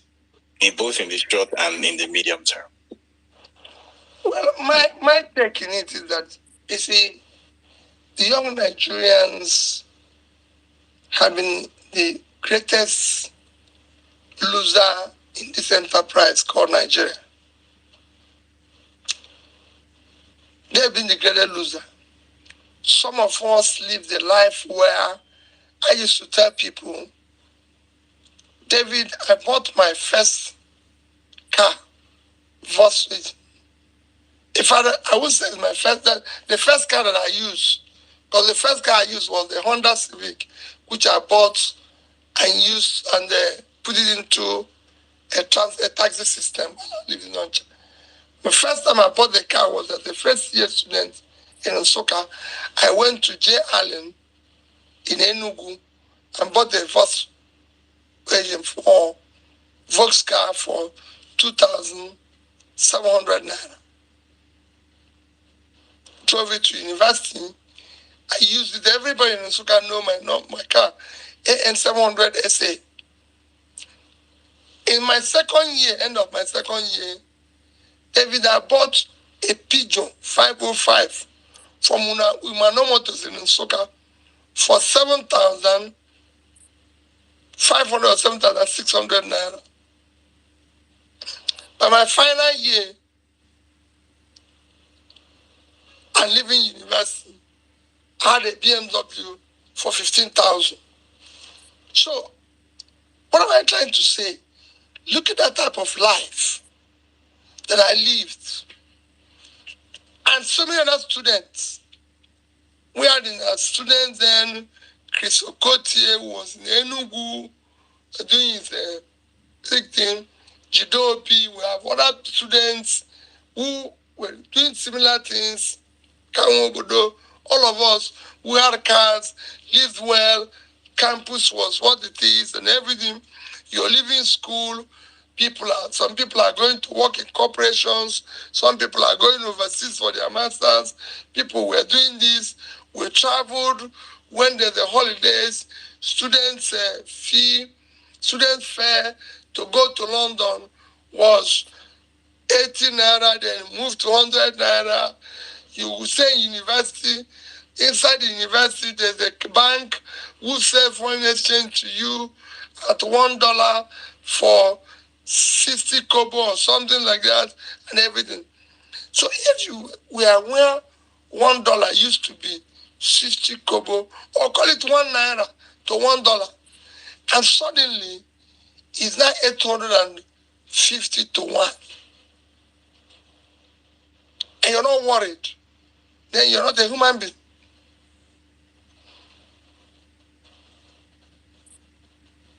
So it's become a mess. And nobody's to be blamed. I'm not blaming anybody. But I'm saying we can get it reversed.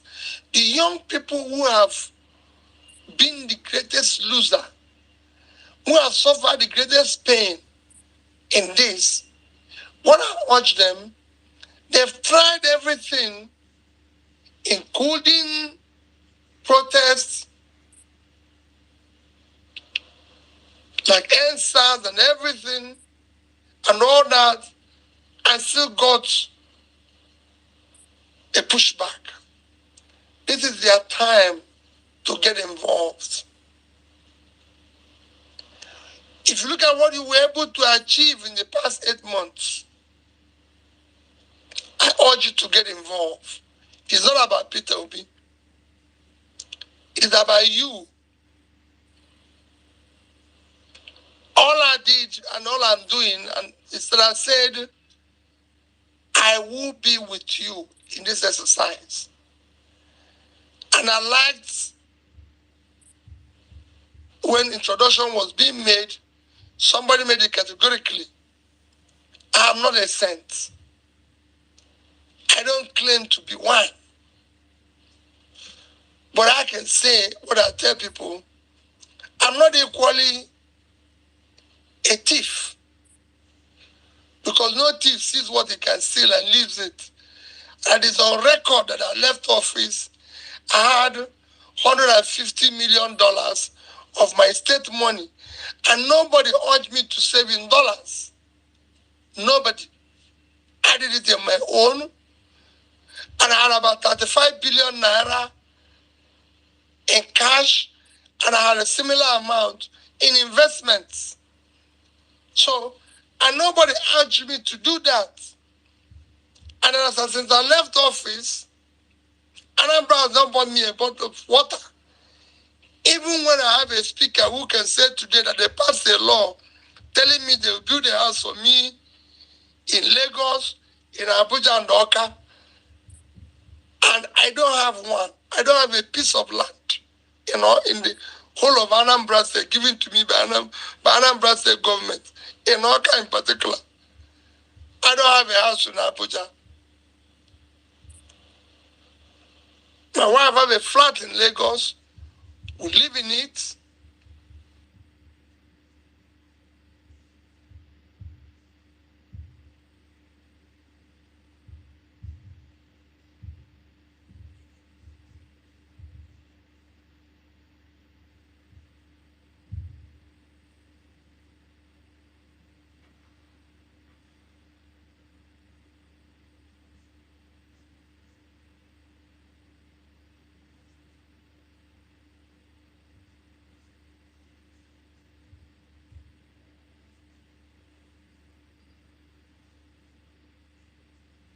We're trying to repair. We rented a place. So for me,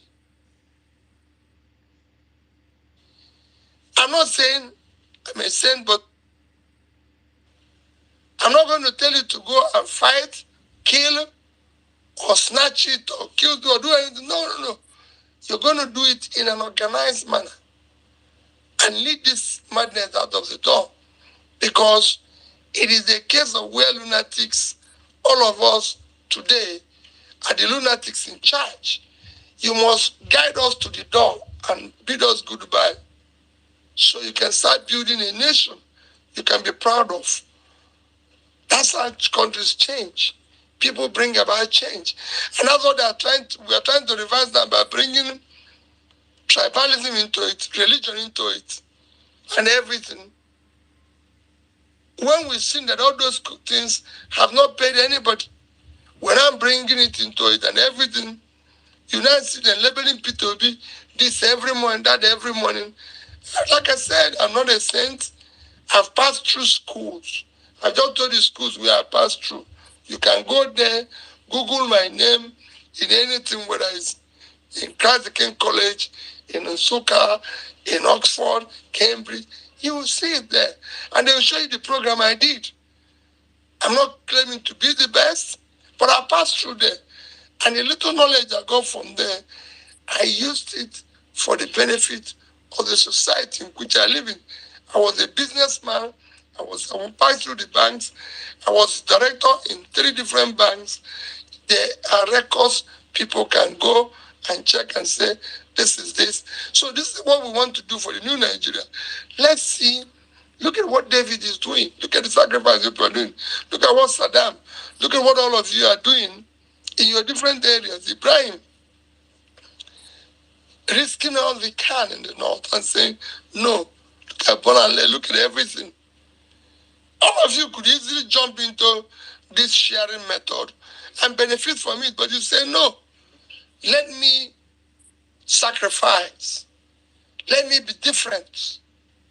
Let me say, this is this. Even before I met all of you, I've been following what you're doing. I've been reading. I was telling David the day we spoke, I said, I thought you live in this thing. I thought you're much, much older. I was telling Saddam, I didn't even know who you are. David, I've never met any of you one-on-one. I've met Ibrahim, but look at us talking and share. So get on with it.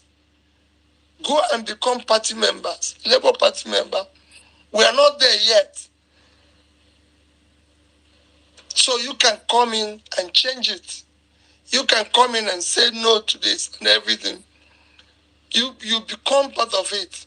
In the next few years, you take it over and be able to teach us how to do it better. That's my own lesson. Don't stay outside. It is not time to complain. I was at that time complaining, and I said, I won't complain again, let me get involved. And I'm not involved, and that's where I am. And I'll do it for next few years. If you don't know, somebody like me, I won't say it, but if I had succeeded, would have had retirement age for this business. People can't just be there forever. We need to give you space. The young ones, you must come on board. But we must also show some who have shown credibility and experience, allow them to be part of whatever you're doing for the transition to move on very well. Thank you very much, sir. Thank you very much. Thank you. I think the message. Thank you very much, sir. It's very, very clear. Young Nigerians get involved in politics. It is time we start retiring these old men that have benefited from the system that works. I don't understand how you will see and you meet 8 naira at 1 naira and you're taking it to 800 naira and you're still flexing on our lives. So, young Nigerians, I think the clarion call has been given out to us on this platform. Please get involved. Get involved. Oh yeah, let's move on right now. Let's take Miss Mary White. Yes. Good evening. You have the space. Yes, there was that. Sir, please, you've already succeeded, because I heard you say if you've already succeeded, sir. This is Mary White. My question is, so recently there was an unfortunate incident that occurred at the Federal High Court in Lagos, where a former CBN governor was arraigned for illegal possession of firearms. And more concerning was the high-handed display by the DSS at the court premises. So the question is, how would a Peter Obi administration, which I know we will get back our mandate, handle such reckless display of lawlessness and total disregard for the rule of law by government agencies? So that's my question. Chukugozegi, Your Excellency, sir. Dalo. My sister, let me tell you. Let me ask you a question. Where do you live? I live in the United States. Okay. Do you know that today, and I'm sure you know, the biggest contributor to the biggest item that contributes to United States GDP is an intangible asset called the rule of law. It is not oil. It is not a distance. You have a way to verify it. The Western world economy, the greatest contributor, or one of the greatest contributors, let me use one of them, is intangible asset called rule of law. The reason why people want to live in the United States, want to live in London, want to live in anything, is not about, anything other than there's law and order. So if I go there and do a business and it fails, I can report. There will be A, B, C, D, F. If somebody comes and attack me, if somebody does this and all that and everything. I lived in the UK for years. I told you this. I lived in the UK for years. And my house was in my name. My house is in my name. You know, I'm a Nigerian man. So I didn't put Mr. and Mrs. So it's Mr. Peter Obi. I live there with my wife. Her name is not in the. So, and I decided I'm going to sell this house. I want to move from my next house. I own on one street, 2 houses. I live in one. One was rented out. So when I decided, okay, I'm going to sell this one and go to the other one. And I went to the estate agent and said, I want to sell this house for this amount and everything. Went to the lawyer. The lawyer said to me, you live in this house with your wife? I said, yes. He said, for how long have you lived in this house? I said, I bought this house in 1994. and we're now in year. No, I bought it about 93, and we're now in about year 2001 or so. He said, was it up to 10 years? I said, yes, maybe not exactly, about 9 going into the 10th year. He said, does your wife know you're selling it? I said, what are you asking me? My wife's name is not in this building, even if he knows. He said, listen, you need to inform her. And he said, listen, if 2 of you have lived in this house for 10 years, you can't sell it without her permission. Because it's part owner of the house. And it's your wife. It's true her name is not there. I don't know whether it was whether that legal advice was true or not. What I mean, I didn't even ask another lawyer. I went home to my wife and said, you know, we're selling this house. I went to this man, look at what he said. So he said he will sign consent. So we must go back there, sign consent. What am I saying? There's law and order. We operate with the rule of law. Where you live in the United States today, what is keeping you is law and order. What happened that day in court is the least expected of us as a nation. It's even worse that it was between 2 agencies of government. I'm not speaking for any of the agencies, but it shouldn't happen. I'm not speaking for Emefiele, but there are things that happen in Nigeria that surprises me. This man was CBN governor for 5 years and was renewed for another 5 years by APC government. So they must have found him good to have renewed him for another 5 years. Because I'm sure if he was not doing well, he would not have been renewed. And then, just about 3 months ago, he was given the 3rd highest honor award of the country, CFR. It's after GCFR, GCON, CFR. That means he's done very well.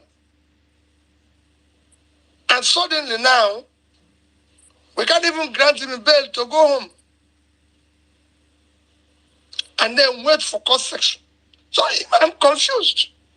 And that's why I said, we must have a new Nigeria that is anchored on rule of law. Because these are intangible assets that is low-hanging fruit that we can use to attract investment. I said it before you asked that I want to see a day those who abuse Mr. Obi, because it's not just this, there's so many of them, those who even mimic me, those who even use wrong pictures of me and everything, can do so freely without anybody touching them. It happened to me. I said it as governor. People were calling me names. People were doing anything. It's not my business, even to today. Because there are people who don't want to hear anything about Peter Obi. And people call you, what did you do to this man? I said, well, listen, if everybody like you, then there's a problem. If today everybody in Nigeria said, is Peter Obi or nobody, I will leave the country. There's something wrong. There will be people who don't want to see you at all, who don't like your face at all. That is why it's a country. And you must respect that. I come out in public, see people talk bad of me, do everything. When we campaigned, people called me all sorts of names. People called my wife names. People do all sorts of things. If you look at my campaign today, you will never see where Peter Obi open his mouth and be calling another candidate's name without reference to maybe something that will make a better Nigeria. There must be a reference where I will mention that person's name. You never see me where, if you look at some of the candidates, there's those who made it a point of view that all their statements is about Peter Obi. I've not said anything about them. Every candidate to today, I respect them. Those who are older than me, like Vice President Atiku,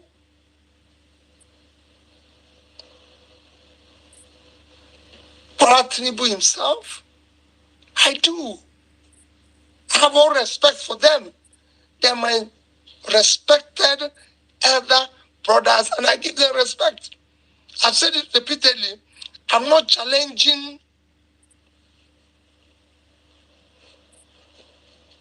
anything about whether Tinubu is president or not. I'm challenging the process through which he became president. And that process for me is far more fundamental than whatever he's doing now. We must come to the right process. If we say this is the process of going through this, let's do it through that.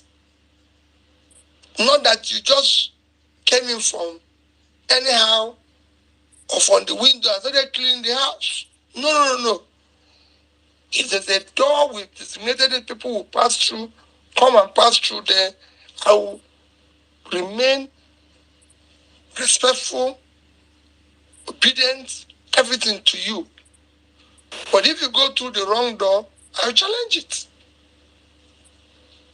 And that's what I'm challenging.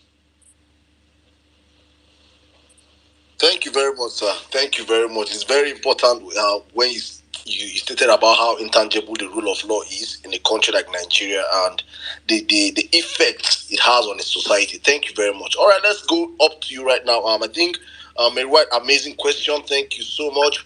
Let's go to Jimmy right now. I think Jimmy, you are next. Then I come to Welcome Nigeria. Please, guys, we have close to 33,000 people on the platform right now. And we see every single one of you. Thank you so much. All of you joining us right now is the Power Fact Space with Peter Obi. And we'll be having this every month. I think every 2 months. Hopefully, he keeps to his promises. He has kept to the first one. And hopefully, we'll be back here with us again 2 months from now. But before we do that, please, you can follow us on Instagram. We are on Facebook. We are on Twitter. We are on Telegram, on TikTok. We are everywhere, trying to make sure that this we form the new the new news. So please follow us across all social media platforms and also retweet this space. Let people come into the building. I think it is going hotter than I expected at this moment. So please get more people into the building. Let's keep this conversation going. All right, let me give the mic to you right now, my brother Jimmy. Jimmy, how are you doing today? Good evening. I'm fine. Once again, Saddam, thank you so much. All protocols duly observed. Your Excellency, I will call you Peteru in Yoruba.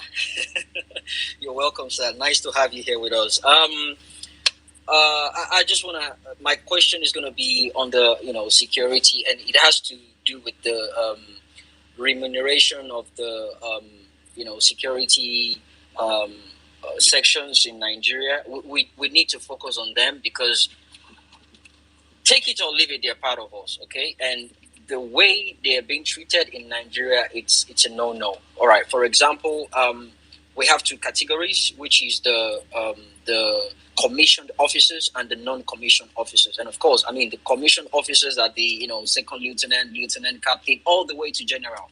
And the lowest from the commissioned officers. The lowest get paid 120,000 naira, and the highest, which is the general, they get paid 1.5 million naira monthly, right? And the non-commissioned officers, this has the ranking of the corporal, which is the lower rank, and they get paid 58,000 naira every month. And the highest, which is the master warrant officer, is paid 90,000 naira every month. And this is just the army section. We have for the police section as well. The police are getting paid as little as 48,000 naira every month. We need to see the living standard of these people, and then you understand how these people go out there. They've been maltreated.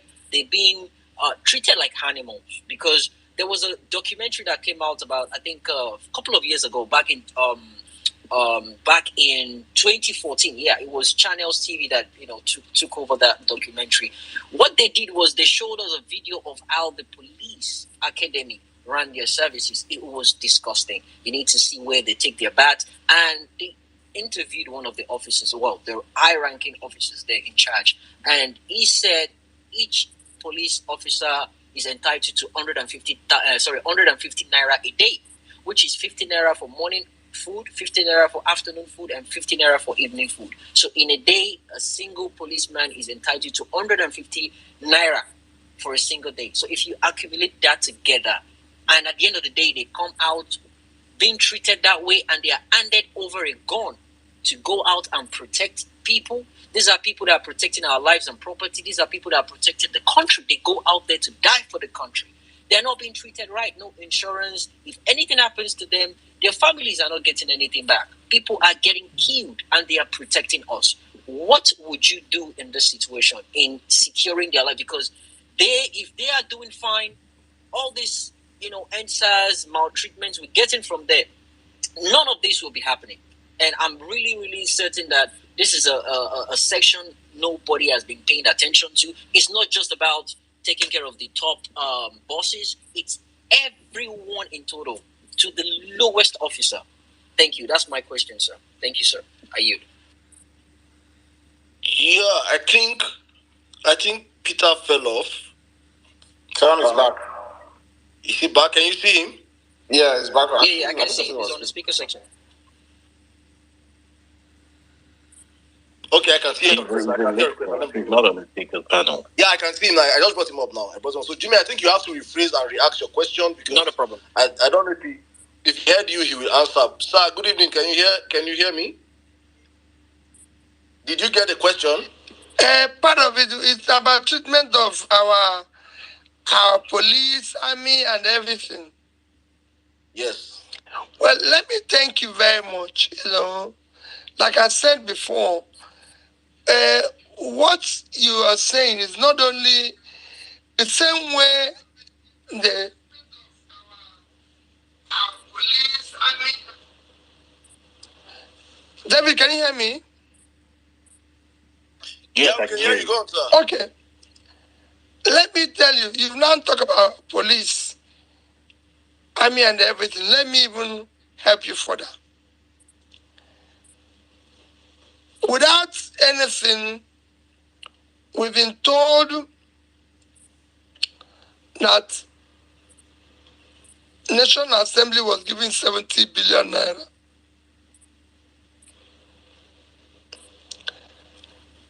They are going to buy vehicles for them.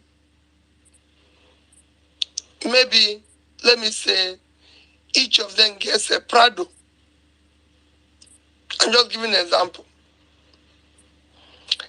A Prado will cost today in Nigeria about 70, 50, 60 or 70 million naira. Let me use the lower side, 50 million. It won't be less than that. I haven't bought one recently, so I don't know. But I'm just giving you an example. University professor is paid 450,000 naira. Those who earn, those who collect the money, 450,000 naira. those who are not being owed. So in 1 year, he will earn, without touching his money, between 5 to 6 million. So if the university professor decides not to eat, decides not to feed his family, he needs 10 years of his salary to buy such a car, without eating, without anything. So you will know what he earns compared to the top police officer, the top person.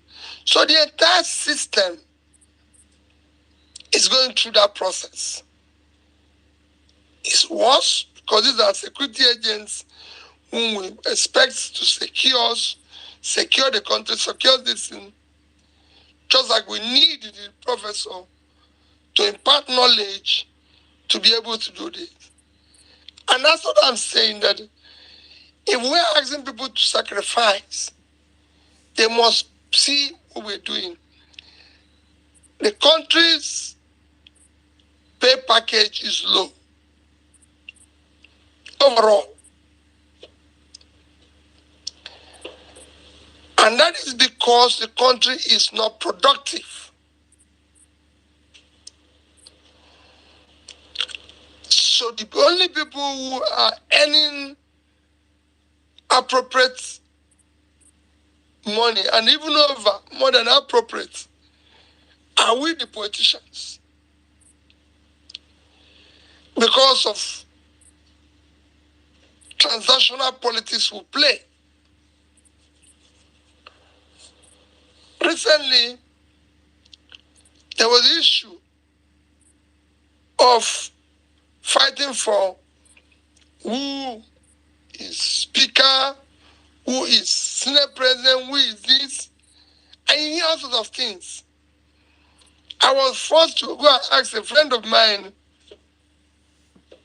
who have a contact in the United States to ask, how do they select their own people? And I can tell you, by the time I got the answers, I was so pained. How did we get here? What is all this transactional struggle all about? So for me, there's need to look at the overall remuneration of people. If we're going to sacrifice, let all of us sacrifice. And let's move this country from where it is today, where it's engulfed in process of consumption to production. That is even what will give government more money that they're looking for. You've heard that government saying, oh, we're going to increase revenue increase is what we need, blah, blah, blah, and everything. How are you going to increase the revenue? Increase in revenue is a function of production. Today, companies are collapsing. Small businesses are dying due to increase in energy costs, increase in all sorts of things and all that. How are you going to get the revenue?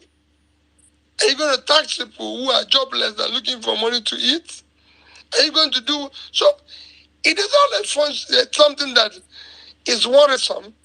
And I keep telling people, it will get worse. People will say to me, oh, this thing we did, I said, no. It will get worse.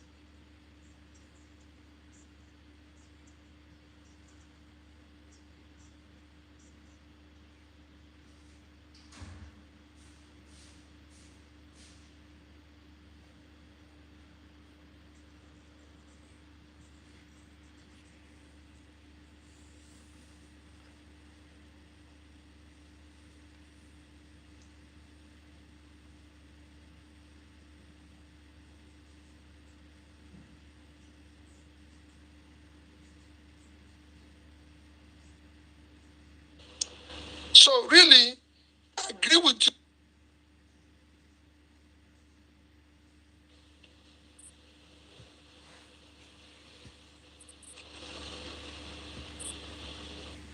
Thank you very much, sir. All right, let's keep it going. Well-meaning Nigeria, you can come in now with your questions. Please, guys, one more time. We are going to be taking reactions and back from the speakers and a couple of questions after our panelists have asked all their questions from the comment sections. We cannot ask all, but we ask as many as possible.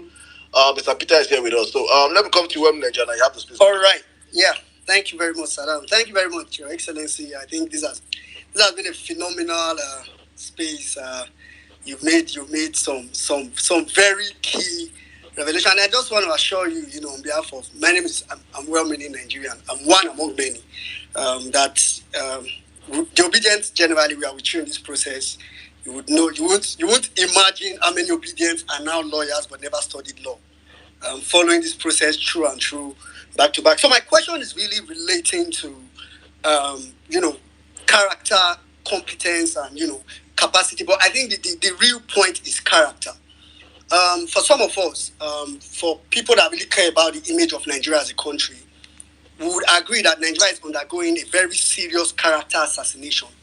I mean, we've always had that, but I don't think we've had it this bad at, we're having it at this point, we're having it at a very higher level. I mean, talking about people that we've seen visited the Aso Villa, a place that's supposed to be a reverent place. Over the past 2 months, we've seen so many people, but I think that's kind of consummates at the recently released ministerial list. I mean, it's not something to talk about too much because for some of us, we know that this is a temporary or an interim administration, so we don't try to reverence it. But I think the point of this question is, on that list, you can technically tell that most of the names, I mean, you can classify most of the names into one way or the other, but most of them falls within people that are under a reward system. But the most disturbing for someone like me, and I think a couple of people, is, we have a female nominee on that list that in 2018 had to be sacked by the Senate.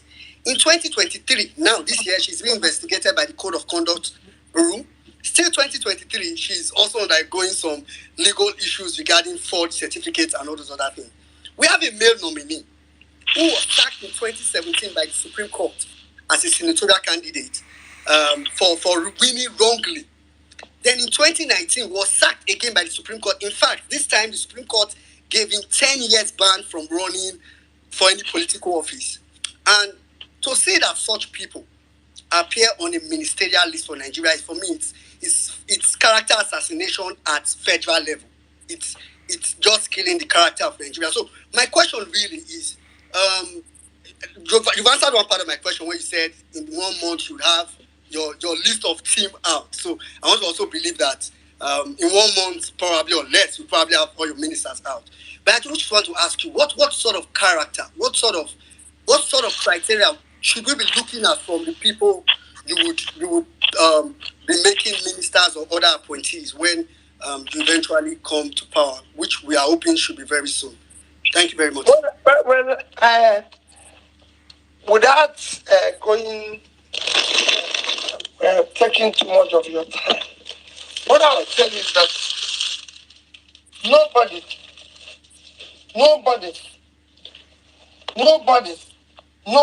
I've repeated it several times, with any questionable form of certificate and the other will work with me. I don't need to waste my time on that. I'm saying it categorically. If you have a question to answer with your certificate, you're out. It didn't just happen to me. Let me tell you, when I appointed commissioners in Anambra State, I'm not talking about what we started today. When I appointed commissioners in Anambra State, I told everyone and each of them, make sure whatever paper you're carrying is the right paper. So, I had university lecturers, had this and everything, and it was very straightforward. So we did the verification before you even go public. It was already done within a house. So I didn't wait until it went public. We did it in house. If you had any record at this thing, I didn't appoint saints. I appointed human beings. Even if you had a situation that is bad, if you had a situation that is bad, we knew. So it wasn't, and we knew that we're going to defend it before we say, yes, we're going to work with this person. But it was verifiable. And where you're going to be was verifiable. When I tell people that I did not, while I was campaigning, meet up to 70% of my commissioners, they are wondering, how did you appoint them? I never met my chief of staff before. Never met her. I didn't know who she was while I was campaigning. I only read her CV. I said this woman should come in and be commissioner for information. She came in and became commissioner for information. After about a year or so,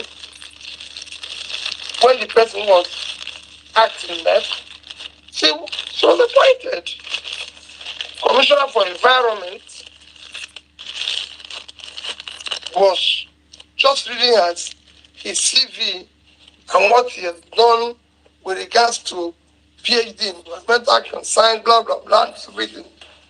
And showed a few things he has done on the private side, and that's it. So for me, it's not a question of, oh, this is this. Like I said when I talked about the economy, knowing that we have an economic problem, I have people. When I was the director or chairman of a bank, it will shock you. I work with people couldn't, people don't want you to even appoint anywhere. And people say to me, how can you bring this man who will never agree with you? I said, that's not exactly what I want to. And I told my commissioners, you can go and ask any of them. If all of you agree with me in 3 meetings, everybody will go. I know that I'm not working with anybody. You actually appointed to disagree with me, because then I will learn. So don't come here and answer me, sir. No commissioner saw me to the airport if I'm traveling. None welcome me. You're running a ministry. Just like I said, when I see people coming to welcome people at the airport, I laugh. I say, what time do they have to do their job? So we want to do things differently. All of us watch the American president enter Air Force One or Air Force Two. Have you ever seen any minister, anybody see him off? No. If he wants to travel, he travels. So what we want to do is to do things differently. And I assure you, I'm not saying I'm not going to appoint people from the moon. I'm going to work with Nigerians, but there would have been different Nigerians. Even in my campaign, I was telling somebody like Aisha Su, I only knew her from those activities. And I called her when we were campaigning and said, ABCDF. And she agreed. And she wasn't the only person I called. Someone like Ibrahim. Someone like, I can go on and tell you a few other people who joined us. I never met them before. But we invited them, we excited that they joined us. And we worked with them. So that was what we're doing. So that is what is critical. You know? That's what it was critical. And it's important that happens. When you appoint people based on what they can offer, their character, everything. So I assure you, it will remain the same. All right, thank you very much, sir. Thank you very much. It's important we know the makeup of your cabinet coming in. All right, I think right now, Entice, you can come in. You can come in right now. But guys, please, we are bringing up your questions now. Thank you to our moderating speakers. Everyone have asked wonderful questions. It's been an amazing space so far. We have over 33,000 people on Twitter right now listening to us, and thousands more on Facebook, on YouTube. We have multiple channels streaming it live on YouTube. And thank you to all of you that are streaming, that provided your platforms to stream. Thank you to Ingenje TV. I just want to say this real quick. Let me use this moment and do a little bit PR and sell. Please permit me to sell my market. Sell our wonderful market. Please, if you are a student and you love journalism and writings, do you love reporting and you are on campus, we're creating a Parallel Fact Media Campus community. You can please send us, shoot us an email at info@parallelfact.com. Please, info@parallelfact.com. We need young Nigerian writers. We're about to take back our country and want to do it with young, talented Nigerians. So please, we see all the politicians on the platform. I hope you guys are really taking your pen to jot things down and take it home to begin to implement real life-changing policies for Nigerians. Thank you. And if your hands are up, so I'll allow you to come in right now. Then please, guys, our moderating speakers, thank you so much. I'll have to drop some of you. I'll drop you guys down and bring more people up now so we can have the last few conversations with our Excellency. Thank you very much. And if you have the space, good evening. Good evening, Your Excellency. There's a question I want to ask you, and I'll need you to please listen to me so you could understand what I mean. You're a frequent traveler, and you travel with a Nigerian passport. It seems over time, the Nigerian passport has lost its relevance, its respect, both in Africa, in the West African sub-region, and overseas. Where our passport is barely improving with its accessibility to several nations. And then our passport, you land in a country, and our passport already subscribes you to certain checks. Someone as popular as David Hundeyin would go to Zimbabwe, and the Nigerian passport does not even make Zimbabwe afraid of putting him in a room alone for several hours. There is a huge disrespect and battering of the Nigerian image, and where we feel it a lot is on the Nigerian passport, especially traveling. Do you have any plans for Nigeria's image, how to launder Nigeria's image, any plans on how to get our passport to be stronger, and just any plans on making Nigeria look better overseas? We seem to be ascribed more to negative news than to positive news. There has to be a way soft power can be used to get us looking better diplomatically overseas. Please, sir, do you have any answer for this situation?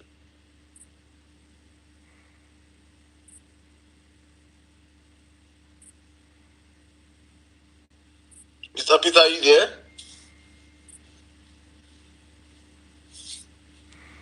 Hello, sir. Are you here?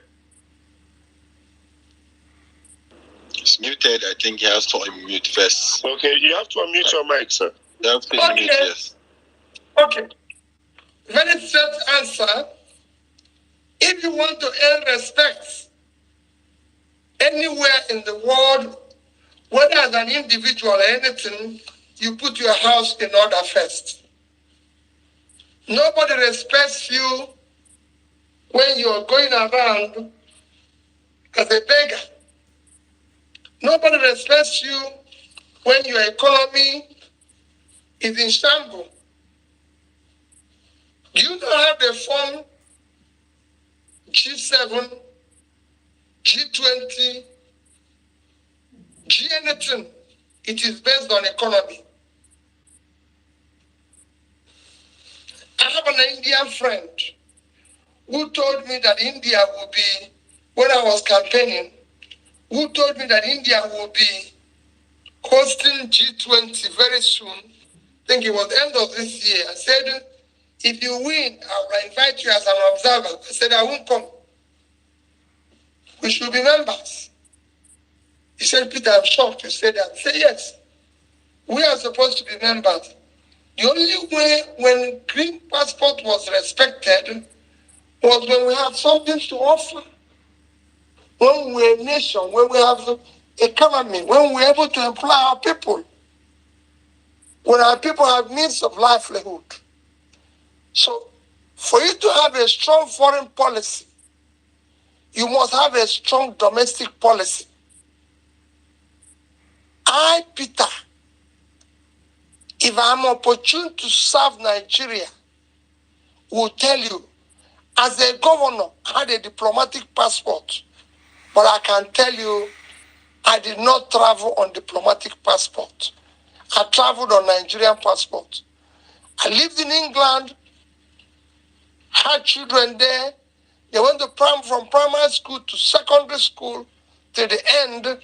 I had an indefinite stay in England. I decided to live there, return the indefinite stay. I go to every country of the world with green passport. I don't have dual citizenship. I don't have dual residency. I have everything it takes to be a citizen in the UK, to have permanent residency. Even the one they said you have to have if you have a particular amount of money. But I don't have. I don't want to have. God created me in Nigeria. And I tell my children, any day you see there's war in Nigeria, I'll go back there and die. I've traveled everywhere I went in the world where there's problems. I was in Rwanda when there was problem in Rwanda. I've gone to so many parts of the world. Even when Haiti had earthquake as a governor, I went to Jonathan and pleaded to go there as a Nigerian to help them as a sitting governor. So all I'm saying is that this passport will be great. It requires us to do the right thing. To you to earn respect, you have to put your house in order. You have to do things that are proper. If today David was disrespected because he came from a system that does not even respect David, because the way he's treated, or the way Nigerians will be treated, if Nigeria was good, you can summon even the ambassador and said, no, we can't have this. Even when he was just a young man. I have had the same disrespect myself. I can tell you. I have had the same disrespect myself. I've traveled where I come into a country, somebody will tell you, and you're trying to tell him, say, listen, let me tell you, I cannot trust you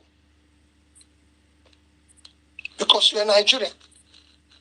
I said, that's the only reason. He said, yes.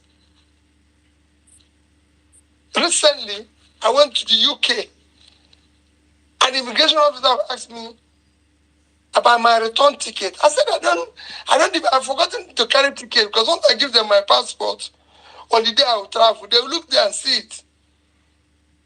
He said, well, you must show me your return ticket. I said, I don't have it. Okay, let me look at my email whether I can find it. I said, but why? This is the first time. He said, if you don't see it, let me tell you where you're traveling from is the problem. So I've had all sorts of things. I've gone to African countries. I've been treated the same way as David. You know, because David is probably an important person and a known person, and also somebody who will always fight for his rights. Somebody like me will stay quiet there and be praying and let these people solve my problem peacefully. Because even if I say I'm held there, some people will say, oh, he's being held for something else. So I've had it, where people will not trust you, where people will not do anything unless this happens. Oh, don't worry. We'll get it right. It is for you to sacrifice. It's for me to sacrifice. And we'll build a better country. They cannot respect us where we are today. They cannot respect us because of the characters that are in charge of our country. All of us politicians today have failed the country. We failed to build a better society for our children. And that's what we are suffering from. Thank you very much, sir. Thank you. All right, I've brought up some other speakers. Thank you to our magnificent moderators that just dropped. Thank you so much. Amazing questions. I'll be dropping the rest of you, please, so that we can have other people come up and speak. No vex to me. I just want to say this real quick, please. I'll be taking like a couple of questions from the comment section right now. I see your comments. We have over 5,300 comments, and we have over 35,000 of you. Please, for my earlier advertisement I just did, if you love journalism and you're a student, please, it's up on the Jumbotron. Just check the Jumbotron. You can see every information you need to know, how you can apply, how you can send in information, and join this amazing Fire Facts team filled with hardworking Nigerians trying to change the journalism stratosphere of the country. Thank you.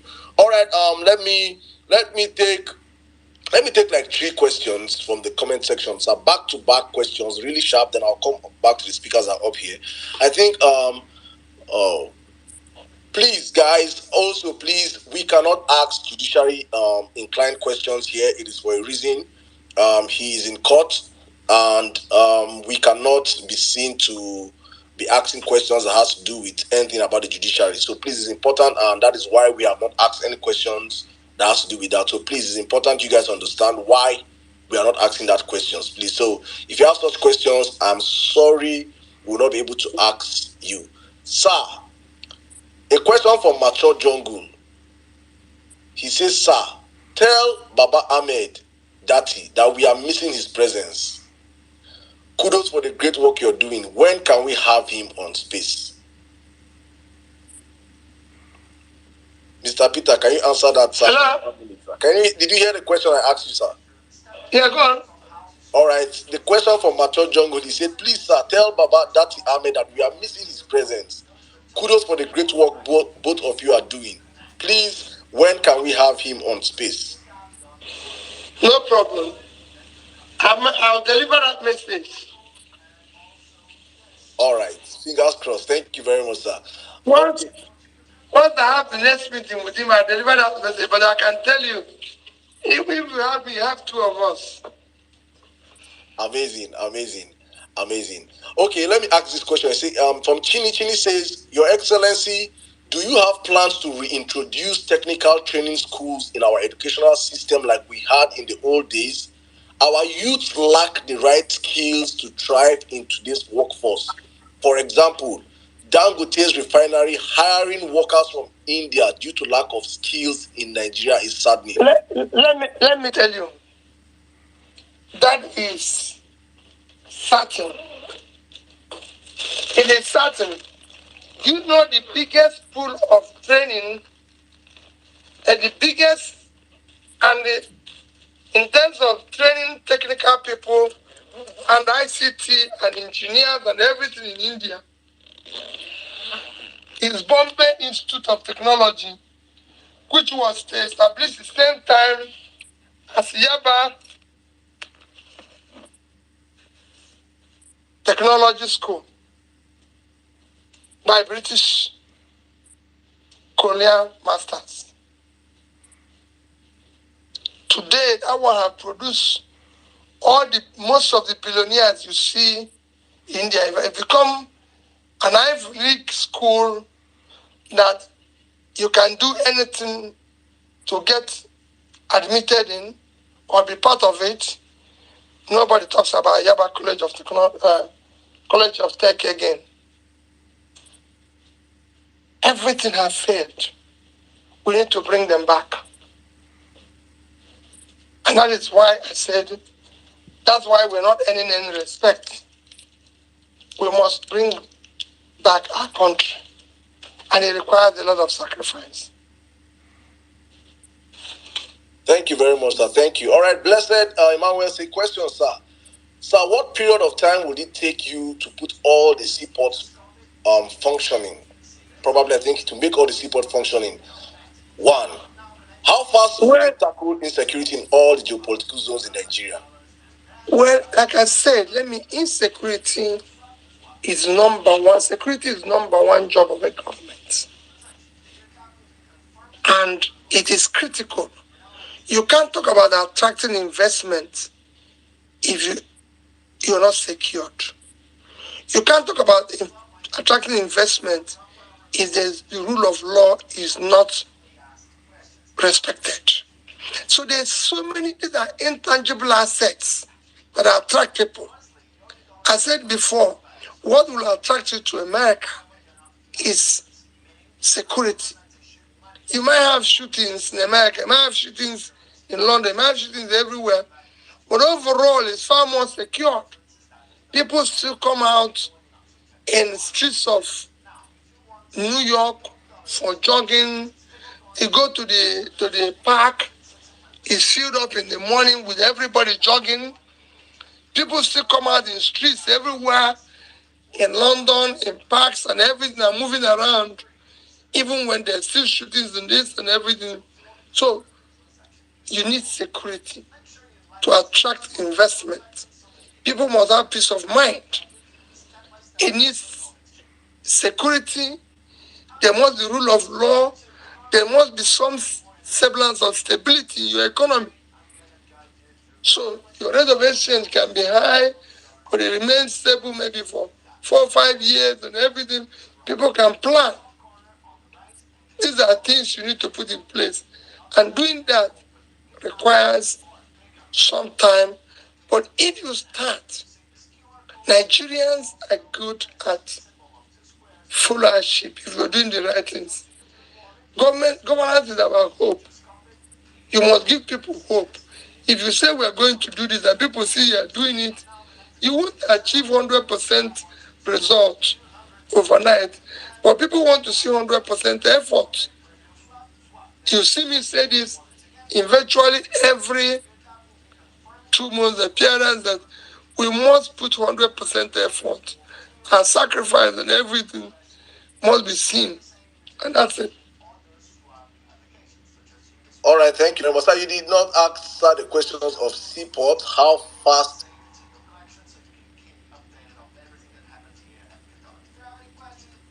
But these are critical economic issues that needs to be up and running. Nigerians today go to Kenya to go to Dubai. They go to Ethiopia to go to Dubai. They go to Rwanda. They go to South Africa to go to Dubai. If there's any place that's supposed to be transshipment ports, in terms of seaports, in terms of airports, it is Nigeria. Nigeria is so strategically located in Africa, where we are middle in the terms of north, south, and everything. And we have strategic ports that you can use to do roll-offs that can do. I won't tell you more, but I've said it before. When I was campaigning and I said that I'll make a bar and Port Harcourt one time, some people said, no, making one time is that we now need to focus on export. And when I talked about Aba, I said to them, Bangladesh is doing $36 billion worth of clothing export. That is,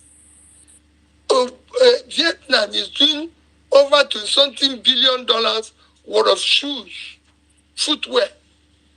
And we have over 60,000 tailors and shoemakers. Just like I talk about food. So many fertile land like Niger State can give us all the food we need to export. If we know what we're doing to organize ourselves, in 5 years, you could see our reserve double, if not triple. Thank you. And all the business you're talking will change itself. If we have reserve of $100 billion today, Naira cannot be more than 400 to the, and it will be strong. 400, 500. And if you do what you're supposed to do, so you bring it down to 100. And you have a prosperous nation where you can start creating all the jobs. Indonesia is doing it. They're not the same. Brazil has done it. Countries have been where we are. When people talk about agitation now and talk about everything, I said to them, go and read about Brazil, Mexico, and all this. People were a few years ago running away from Mexico, Brazil, everywhere. There are lots of agitations in Colombia and everything. Today, those countries are changing. We can do the same thing. I've studied what they've done. I've visited them. I know what they've done. We can do the same thing. Thank you very much, sir. Thank you very much. All right, I think I'll still go back to questions from the comment section, but I brought up new speakers, so I'll just go straight to them. Real quick, please, your questions in 1 minute each. Miss Pels, you have the space. Good evening. Welcome. Good evening, Your Excellency. Good evening, everyone on this platform here today. Thank you very much, Parallel Facts, for organizing this space. Your Excellency, I'm so very glad you're here today. You gave us your word 2 months back, and you're here. That's very noble of you. So I was in 2 of your obedient diaspora town hall meetings in the United States. And from the very first time I heard you speak, I knew that I wasn't making a mistake in supporting you. And thank you very much for being so consistent. So what I have to say here today is not a question, it's more of a comment. I'd like to really commend your comportment and maturity in uniting a fragile country like Nigeria. Even across ethnic, political, and religious divides, even pre- and post-elections, you are the real unifier. Thank you very much, sir. So again, we all know that we won the elections, but we were rigged out. But you have continuously asked us to remain calm and maintain peace and order. And you said we'll go to court and we'll regain our mandate, and we have maintained peace and order. So this is in contrast to the outbreak of needless violence in Nigeria right after Buhari lost in 2011. We all know that there was so much violence, mostly due to his combative and militant campaign rhetorics, which eventually dovetailed into terrorism, which we're still battling today. So I want to say thank you very much, Your Excellency, for being such a good man, for your maturity, for placing your love for Nigeria above personal interest. And we are with you all through these proceedings. We love you. We will keep praying for you. And we very much know that by God's grace, we will reclaim our mandate. Thank you very much, sir. Thank you. I'm in that prayers with you, but I assure you also, whatever happens, we will remain peaceful. It is for the interest of the country. We have no other country except Nigeria. And for us to build it, we're not going to build it through war, through anarchy, through destruction, through rioting. God is mercy. At his own time, will listen to the suffering of Nigerians. I believe in it. We cannot. Nigeria must come out of this and be a great nation. I say I have that confidence that it will be a nation. People will rush back. Mexicans are leaving America today to go back to Mexico. Brazilians are going back. Nigerians will come back. You will see them come back in their numbers. We will make it work for them. We will make it attractive for them. And you are going to be part of that sacrifice. Whichever way it goes, it might not God harm in it. All I can tell anybody is that you will never find me want. I will never be part of knowingly what is wrong. It will never happen. It must be the right thing. Thank you very much, sir. Thank you. I think I have, before I move to the next question, I have a question from our YouTube.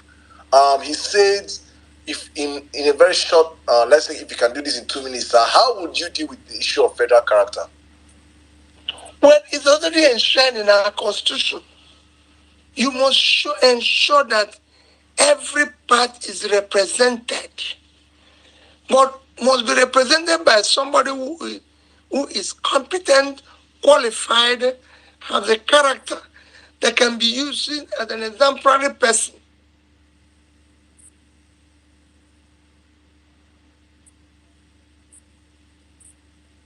Thank you. We lost you, sir. But okay, I think. Can I go back? No. He answered the question fully, sir.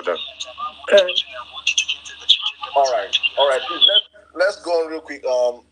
Oladipo, your hands are up. So please, in a minute, your question, please. Thank you. Your Excellency, good evening, sir.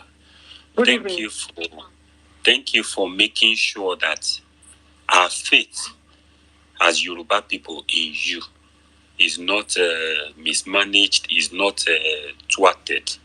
And I'm really appreciative of everything you have done. And I want you to know, we will build a new Nigeria together, sir. Sir, my question borders on this, sir. Sir, as I speak to you, I am an inventor. I invent things. And I do a whole lot of things. But we don't have the enabling environment for science and technology. The environment is so hostile to us that we are the one that will source for the money, we are the one that will do the research, and we are the one that will start to construct what we are doing. And it's not really making us. I know a lot of my friends that have left Nigeria. The things do. Yes, sir. Thank you. You know why? I've said it even when I speak in open listen. That if Bill Gates and Steve Jobs and all these were Nigerians, they won't get anywhere. Nobody will support them. Nobody will support you as an inventor in a corrupt country. Because you have people with wealth without any enterprise, any invention, anything, until such things becomes respected, seems to be something of value. People can see what you're creating and value it. And you become the person to be celebrated. Then it becomes something people will jump to. Banks will give you money. Institutions will give you, they will give you all the support. Today, our banks don't even lend money to people like you or entrepreneurs. They do pump brokerage. So you go to a bank, the bank will tell you, if you give me a house, I give you this. You have to bring your mother's house, your mother's land, blah, blah. But the same bank will turn and give local government money because they are saying, so the system have crowded out the real sector people that are supposed to lend money because they're lending to local government chairman because he gets statutory allocation every month. So they give him money to go and do whatever he wants. This has to change. That's why I said we have Bank of Industry that will lend to industrialists, lend to innovators like you. Have Bank of Agriculture that will lend to real farmers. The two biggest banks should be, or three should be Bank of Agriculture, Bank of Industry, Bank of Infrastructure. That's not what it is in other countries. But it's not. And this is where we must go to. We must build a new Nigeria that works for everybody. Look at you, Yoruba man. Look at today, what we are getting either in Lagos, in Ogun State. There's so many things. You go to Ibadan, yes, the governor is trying whatever he can do, but things can be done better if federal government comes in with a mind, look at the population, look at everything. We can turn all our population into gain, the way Indonesia, all other countries like our size have been able to do. But it used to be an exemplary place where people come for academics, for medical, for everything. It's a shadow of itself. Thank you very much, sir. Thank you. All right, 99% oppressed. Please, if you're up here and you want to, please, let's try and make sure it's questions we're asking, because it will. If you have pleasantries for Mr. Peter, you can put it up on the comment section. It helps us so that we don't lose this opportunity. The next time we'll have him here is 2 months from now, so it's important we ask him questions that have nothing to do with the judiciary, please. Very, very important. Thank you. At that point, press, you have the space now. Please, in a minute, please. Thank you. Yeah, thank you, Mr. Dan. Good evening, Your Excellency. Good evening. I'm happy to be on the space with you today. Yeah, my question will border on security. Yeah, you've talked extensively about oil theft in the past, and you said openly to Nigerians that oil cannot be stolen by ordinary individuals. And recently, we've seen where the government claimed that 2 vessels has been apprehended. Oil theft vessels have been apprehended. My question is, if you are the president, would you have ascribed to this idea of destroying evidence while investigation is still ongoing? Because we saw them destroy 2 vessels without telling us the real owners of those vessels. They only brought out the... Okay, I answered that question earlier. I said, not just that without telling us the owner. They say one has been operating for 12 years. 12 years. So you have been stealing oil for 12 years. And nobody told us, and that one was carrying 800,000 barrels. So assuming he carries only one, he goes only 1 trip per year. He has carried almost 100,000. He has carried almost 100 million barrels, because if he says 100,000, which is almost 1 million, he has done 12 million. It has been going 1 trip a year, 1 trip with 800,000, which is like 1 million. So it's done 12 million barrels over the past 12 years. And nobody was able to explain to us, like you said, who is the owner, who are those involved, and everything. But at the end of the day, these are issues we need to do. These are things we need to come up with. We must do things differently. I told you before, the ordinary individuals don't steal oil. It is important that we understand it. People who steal oil are people who have something to do with government. Not you, not me. Thank you. Thank you very much, sir. Thank you. All right, let me bring you. You told me it's going to be only 2 hours. Yes, sir. Sir, you have 2 more questions. Sorry, please. I know. Sorry, please, sir. Very please. I have broken my own. You see, I said something before the space started that I am not you. I don't keep to my words. You keep your word. I don't keep to my words, sir. So please, forgive me. Spotlight, you have the space. Please, in 1 minute, please ask your question. Please, thank you. Sir, please, our birthday is next week, so you can also wish a happy birthday. Question. Thank you. Thank you so much, Saddam. Good evening, Your Excellency. It's really a big honor for me to speak to you today. You are like a course that every Nigerian should study. And for me, it ties back to why I've been with you even before you came out for this presidency. So my question today would border around, our elected officials or representatives under the Labour Party. Because for me, why I really, really adore you is because of the values that you represent. Because you came up at a time when Nigerians were really unsure of what, to do with themselves in terms of what to believe in and how to behave. You've really reset a lot of minds. You've shifted a lot of paradigms and the way people think and behave. So now that we have some elected representatives under the Labour Party, how are you ensuring that every one of them actually they've also become like you I know that we are all unique, but there are some things that are very unique to this movement in terms of transparency, honesty, competence, and all of that.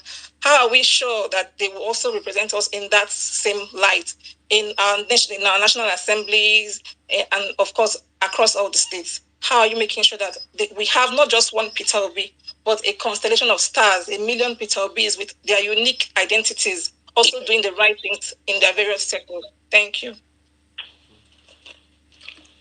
My sister, I have to beg you. My leader told me that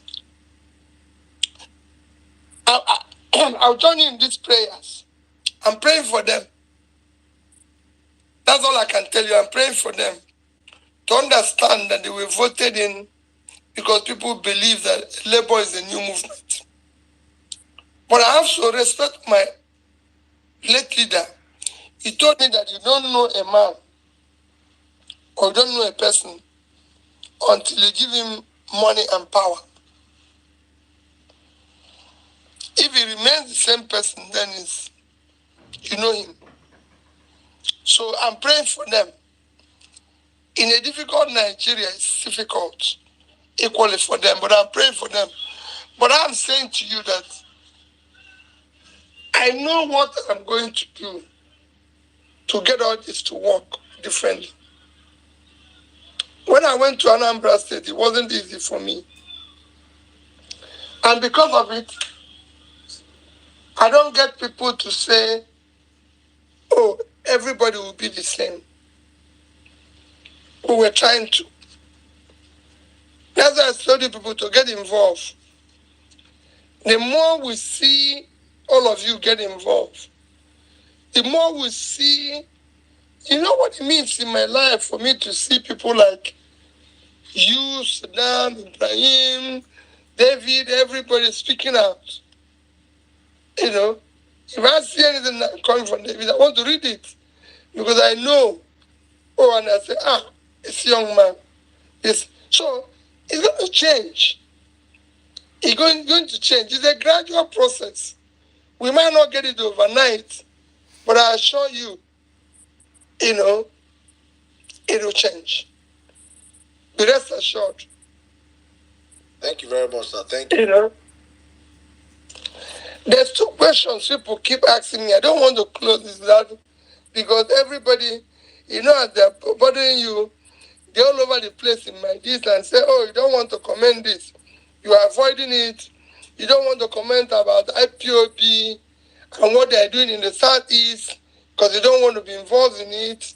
This is I want to tell everybody, I said it before, all agitations, all agitators, if I had succeeded, I would have ensured that I meet with them and they tell me what the reason. People have right to agitate and we have right to talk and be able to come to a reasonable conclusion. I've said it, I condemn in its entirety the issue of sit at home in the Southeast. It shouldn't be. And I thank the governors that are coming up now and saying shouldn't be. I've even come out on Mondays and walked the streets. And I've said it before that it is no longer an IPOB issue because they've repeatedly said we have stopped it and we didn't issue the order. It's now turned into a criminal thing and should be dealt with as a criminal thing. And I said all categorically, as far as I'm concerned, those people who are operating are criminals and it shouldn't be. And I urge the governors and leaders of that to deal with it as it deserves. That is my position. People ask me questions about NSAS and what happens, and I said categorically, NSAS is one of those sorry and very regrettable things that happened in Nigeria. And I urge Lagos State Governor and government who have tried, even setting up a panel and everything, to come out transparently and deal with that issue, and where it is possible, if the wrong government is wrong, come out and own it, apologize, ameliorate, compensate people adequately, and assure them that it will not happen again. There's nothing shy of doing this. Things go wrong. We take wrong decisions. We should be able to own up and apologize that we were wrong. I've said people say, oh, it happened in Ezu River when you were in government. I was abroad. I cut down my trip to come back. The other day I went to Jos, a Mangu, where 327 people died. For God's sake, our government should start doing things properly. Only about 280 or 288 people died in India, train crash. Modi, as the prime minister, got shot his trip and went there. We should, even when it is a mistake of the government, we kneel down and beg people and apologize. It is nothing, there's nothing in it. Government makes mistake. We can apologize and beg. With that, we have a final closure to it. But we must be transparent and accept our own negligence and do what is appropriate in it. That's what I stand for. I don't know it all. Where I'm wrong, I say I'm sorry. You can ask all the people who work with me, who are around me, whether it's Aisha, whether it's Nana Kazauru, whether it's Tanko, whether it's Ibrahim. They tell you. Every day I say to them, I'm sorry. Because I'm a human being. I make mistakes. I said sorry to my children. I said sorry to my wife every now and then. So that we can have peace and have it. They call it, we can have a country. Every day I feel a pain where our leaders, those of us who are leaders, do not care about the suffering of the people, even for the life we live. Our children live in a better life, a better distance. All the ordinary Nigerian is asking us to do is to make them feel a sense of being human. And we can give it. And that's what we require to give them. That's the least we can do. Thank you very much, sir. Thank you very much, sir. So we're going to just wrap up with the speakers up here, and it will be unfair if you can just take this in 3 minutes, these questions. I think I'll allow them ask their questions back to back, so you respond to all of them. Then you can give us your final parting shot. Thank you for your sacrifice, for your time. We agreed on 2 hours, maximum 2 hours, 30 minutes. And I said I will not push it beyond 3 hours. And I have done that. So sorry, sir, but please do, I apologize to you are big on apologies. Please accept my own apology too, sir, please. So I think I'll just allow these 3 speakers ask you back to back to back. Then you can wrap up with their questions, and at the same time, you can give us your final parting words, and we'll be seeing you again in 2 months' time, God willing. So I'll allow the 3 speakers ask you back to back. My brother, Magnific Dude, good evening. You have the space. Please, in a minute, you can ask your questions. Then Distinguished Oluchi, 1 minute. Dan Juma, 1 minute. In 3 minutes, let's wrap this up. And we'll be having reactions, my brothers and sisters on the platform. We are not ending the space immediately. We'll have a reaction back on what we have listened to today. Thank you. Magnific, you have the space, please, in a minute. Okay, thank you very much, Your Excellency. Good evening, sir. Yes, sir. I think maybe they must have asked the question because I didn't really join on time. But before I ask the question, I really want to say this. We obedient, we don't like the word if. Sir, please, it has to be when you assume that position as the president. It's not if. Please, sir, you will get it. It is your mandate. It is our mandate. We voted for you, and you will get it. So we believe in it, and that's why we're doing this, and that's why we're here with you. Let me go to my question real quick. how do you intend to implement a zero tolerance on corruption in all government parastatals? Because personally, I know those government parastatals, that is where corruption at its highest order is in Nigeria. So how do you intend to curb that? I mean, I know you've been talking about corruption, but those places needs to be seriously dealt with. So please, can you give me a brief answer? The first thing. Do you want to take it one by one? Okay. No problem. Corruption. Okay, corruption. Yeah.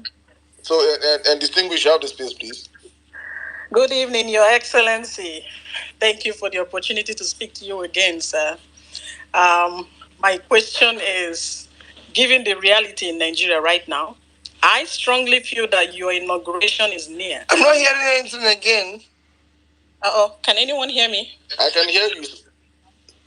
I can hear you. Please try again. Go again, distinguish. Let's see. Just speak. Sir, can you hear me? Sir, can you hear me? All right, distinguished, mute. Sir, can you hear me? I can hear you, David. Sir, can hear you, Saddam. Distinguished, please ask your question. Let me see if he can. Then I'll ask him for you. Go on. Okay. My question is, given the reality in Nigeria right now, I strongly feel that your inauguration is near, and I'm very excited about that. So I am going to say right here, congratulations in advance. I know people might think, it's too early, but I don't care. I'm going to congratulate you for a job well done. Now, my question is, what are the things you plan to do within your first 7 days in office as the president of Nigeria? Because things have changed since the February 25th election, and I'm sure people would like to know how you're going to, get things rolling as soon as you become the president. Thank you. So did you hear that? No. All right, the question is, what are you going to do in your first 7 days in office? She wants to congratulate you already for being the next president. What you're going to do in 7 days, your first 7 days in office. All right, let's take the last question. Danjuma, thank you so much, Mr. Saddam, and very good to His Excellency Mr. Peter Obi, the man of the moment. Yeah, I'm coming in from the state northeast, and the last time I think I had a handshake with His Excellency was when he came down for the rally to go to the inauguration day for another handshake if possible. Now, my question rather is, I think, against the background of... I'm not hearing it again. I'm going to ask the question. Danjuma, go on, please. Oh, all right. So, against the background of the way things have been going, especially the industry of bigotry and how it has affected everyone and landed us into where we are right now, any special arrangement that His Excellency would have towards revoking the Nigerian institution to put away that it's going to be very... Danjuma, we have lost you. But Danjuma is one of those. Hello, am I audible? Okay, please go on. Danjuma, we lost you, but go on. Without too much taking of his time, is I think what has His Excellency got to offer Nigerians, especially with this level of high bigotry that has landed us in where we are, and it's not likely to leave us. So please, do we even have any maybe move towards that institutional arrangement so that Nigeria is back on what has His Excellency got to offer Nigerians, especially with this level of high bigotry that has left? I think I have to mute you, Danjuma. Sir, if you can unmute your mic, sir, now, please. I just muted you. Please unmute your mic. Okay. Danjuma was asking about he's one of your strong supporters from Gombe State, and he said he met you during the rallies, and hopefully he wants to see and make another presidential handshake during your inauguration. He's asking about bigotry, what you have to do, or what I think you addressed this earlier on, but if you could just in your parting shot talk about the huge divide that has been created during this political season. He's asking about what are your plans in unifying Nigerians again. So with these two questions, I think you can answer from the corruption to what you're going to do in 7 days, to the bigotry, and you can give Nigerians your final thoughts. Thank you very much, sir. Good evening. Thank you. My take on corruption is very simple. If you, who is the principal person, is not involved, your family and those around you are not involved, you reduce it by 70, call it 50%. Then you have a zero tolerance. Not chasing people who did it before, but from the day you start, that whoever is involved must be dealt with within the law. Must. No matter who. And you have to show example by ensuring that you maintain what you say, remain consistent. I said it as the governor for 8 years.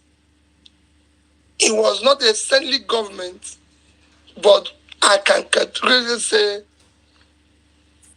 we knew where our resources were. We knew where things are going wrong, and we dealt with it decisively.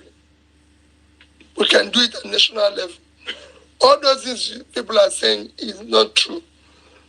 It can be followed and followed decisively. And once people see you're not doing it, they'll run for cover. What I'm going to do in 7 days, I don't know, except that Nigerians will start seeing that there's a need for governance to be by example in terms of character of the government, behavior of the government, and things that are happening. Pronouncements will be done properly. And of course, in 7 days, I should have been able to speak to Nigerians like I'm speaking now, where they'll take hours and narrate their problems, and we'll be able to listen to them and know which way to go. In terms of unifying Nigeria, I said it is not a difficult thing. It is a question of sacrifice. It's a question of doing the right thing. Nigerians are united. It is the politicians and the elites in Nigeria that are divided. And they deliberately did it so because sister, the more divided we are, the better for them. And that is why they want to keep it so. It is because they cannot compete in terms of character, competence,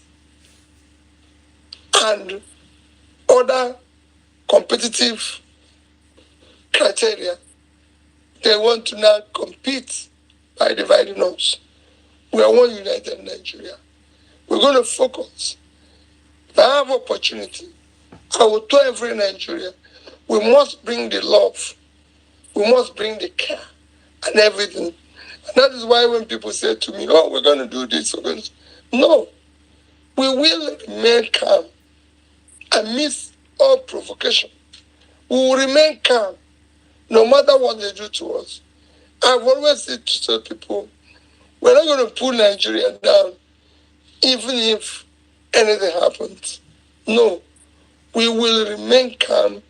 We will do the right things. I urge all of you to always remember, we have no other country except this one. We will build it for our children. We're not going to build it by tearing it down.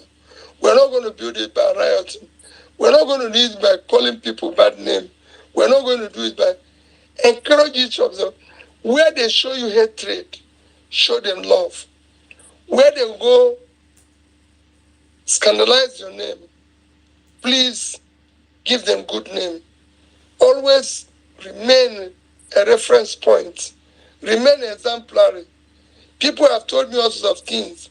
People have said to me, if they've called me name, they've called me president of mourning, president of condolences, president of...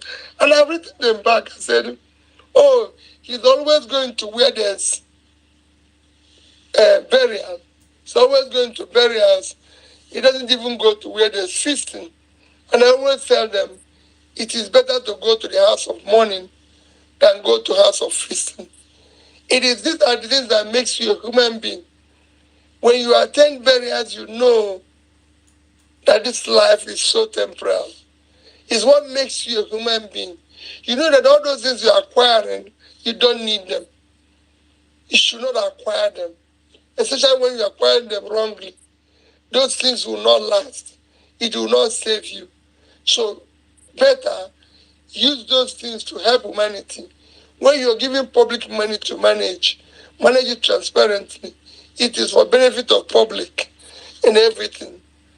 Stay with people who are in difficulty. Don't push people down. Don't look down on anybody unless you're going to pull the person up. Let us pull each other up. Let us stay with each other.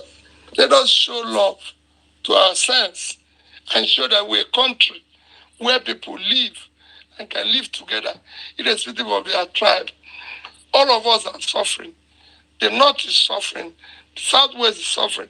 Southeast is suffering. Nobody today, like I said before, buys bread cheaper. We're all in it together. And if we work hard, the bread will come cheaper for everybody. The roads will be good for everyone. Lagos Ibadan road will be good. Enugu Onitsha road will be good. Abuja Kaduna road will be good. Kaduna, all the roads will be good. If we do the right things, we'll travel together. I used to travel to London, only to one airport, Kano Airport. I want to go back traveling like that. I want people to come to Port Harcourt because they want to do business, do their business and go. We can build a better country. In India, it's too large. But today, people in Delhi are okay. People in Mumbai, people in all over India are living well. And they're doing things they want to do. It's same thing in Indonesia. Yeah, I go to Bali, people are okay. People are okay in Jakarta. People are okay in other areas of the country. That's what it should be. Ours should not be a case of, oh, I'm from here. Thereby, the other people should jump into the river. They shouldn't jump into the river. There's no color. There's no difference between a Yoruba man who is carrying a green passport and an Igbo man who is carrying a green passport. We are all the same. Our children who grew up in the same society, we must not divide them. We must live with them. And that's what I beg everybody. So, everything I do, I showed you about Mr. Shonaikan, who I live with in a flat. He was a mother. He cared for everybody. We didn't know her as a Yoruba woman. I know her as mommy. My wife called her mommy. My children call her mommy. When we heard it died, everybody was feeling bad. On Thursday, I canceled everything I'm doing to go for a burial. She's been buried in London. My wife, my family, everybody will be there. So that's what we should do. That's how we should live. We shouldn't live where you say, oh, Aisha is from this place, Aisha is from there, and everything. No. It is one Nigeria. Let's be one. Let's respect each other. If David has problem, we have problem. Those people who are living in IDP camp in Nigeria are us. They're living through us. Unless they go back to their villages, unless they go back to where they belong, all of us are in IDP camp. Anybody who tells you is happy when other people are suffering is an animal. Anybody who is eating and are happy when people are hungry, an animal. Nigeria must be careful. And we must build a better Nigeria. God bless all of you. Bless Nigeria. Bless all those who work in it. All those who are trying to make it this. Please do not give up. Remain resolute, resilient.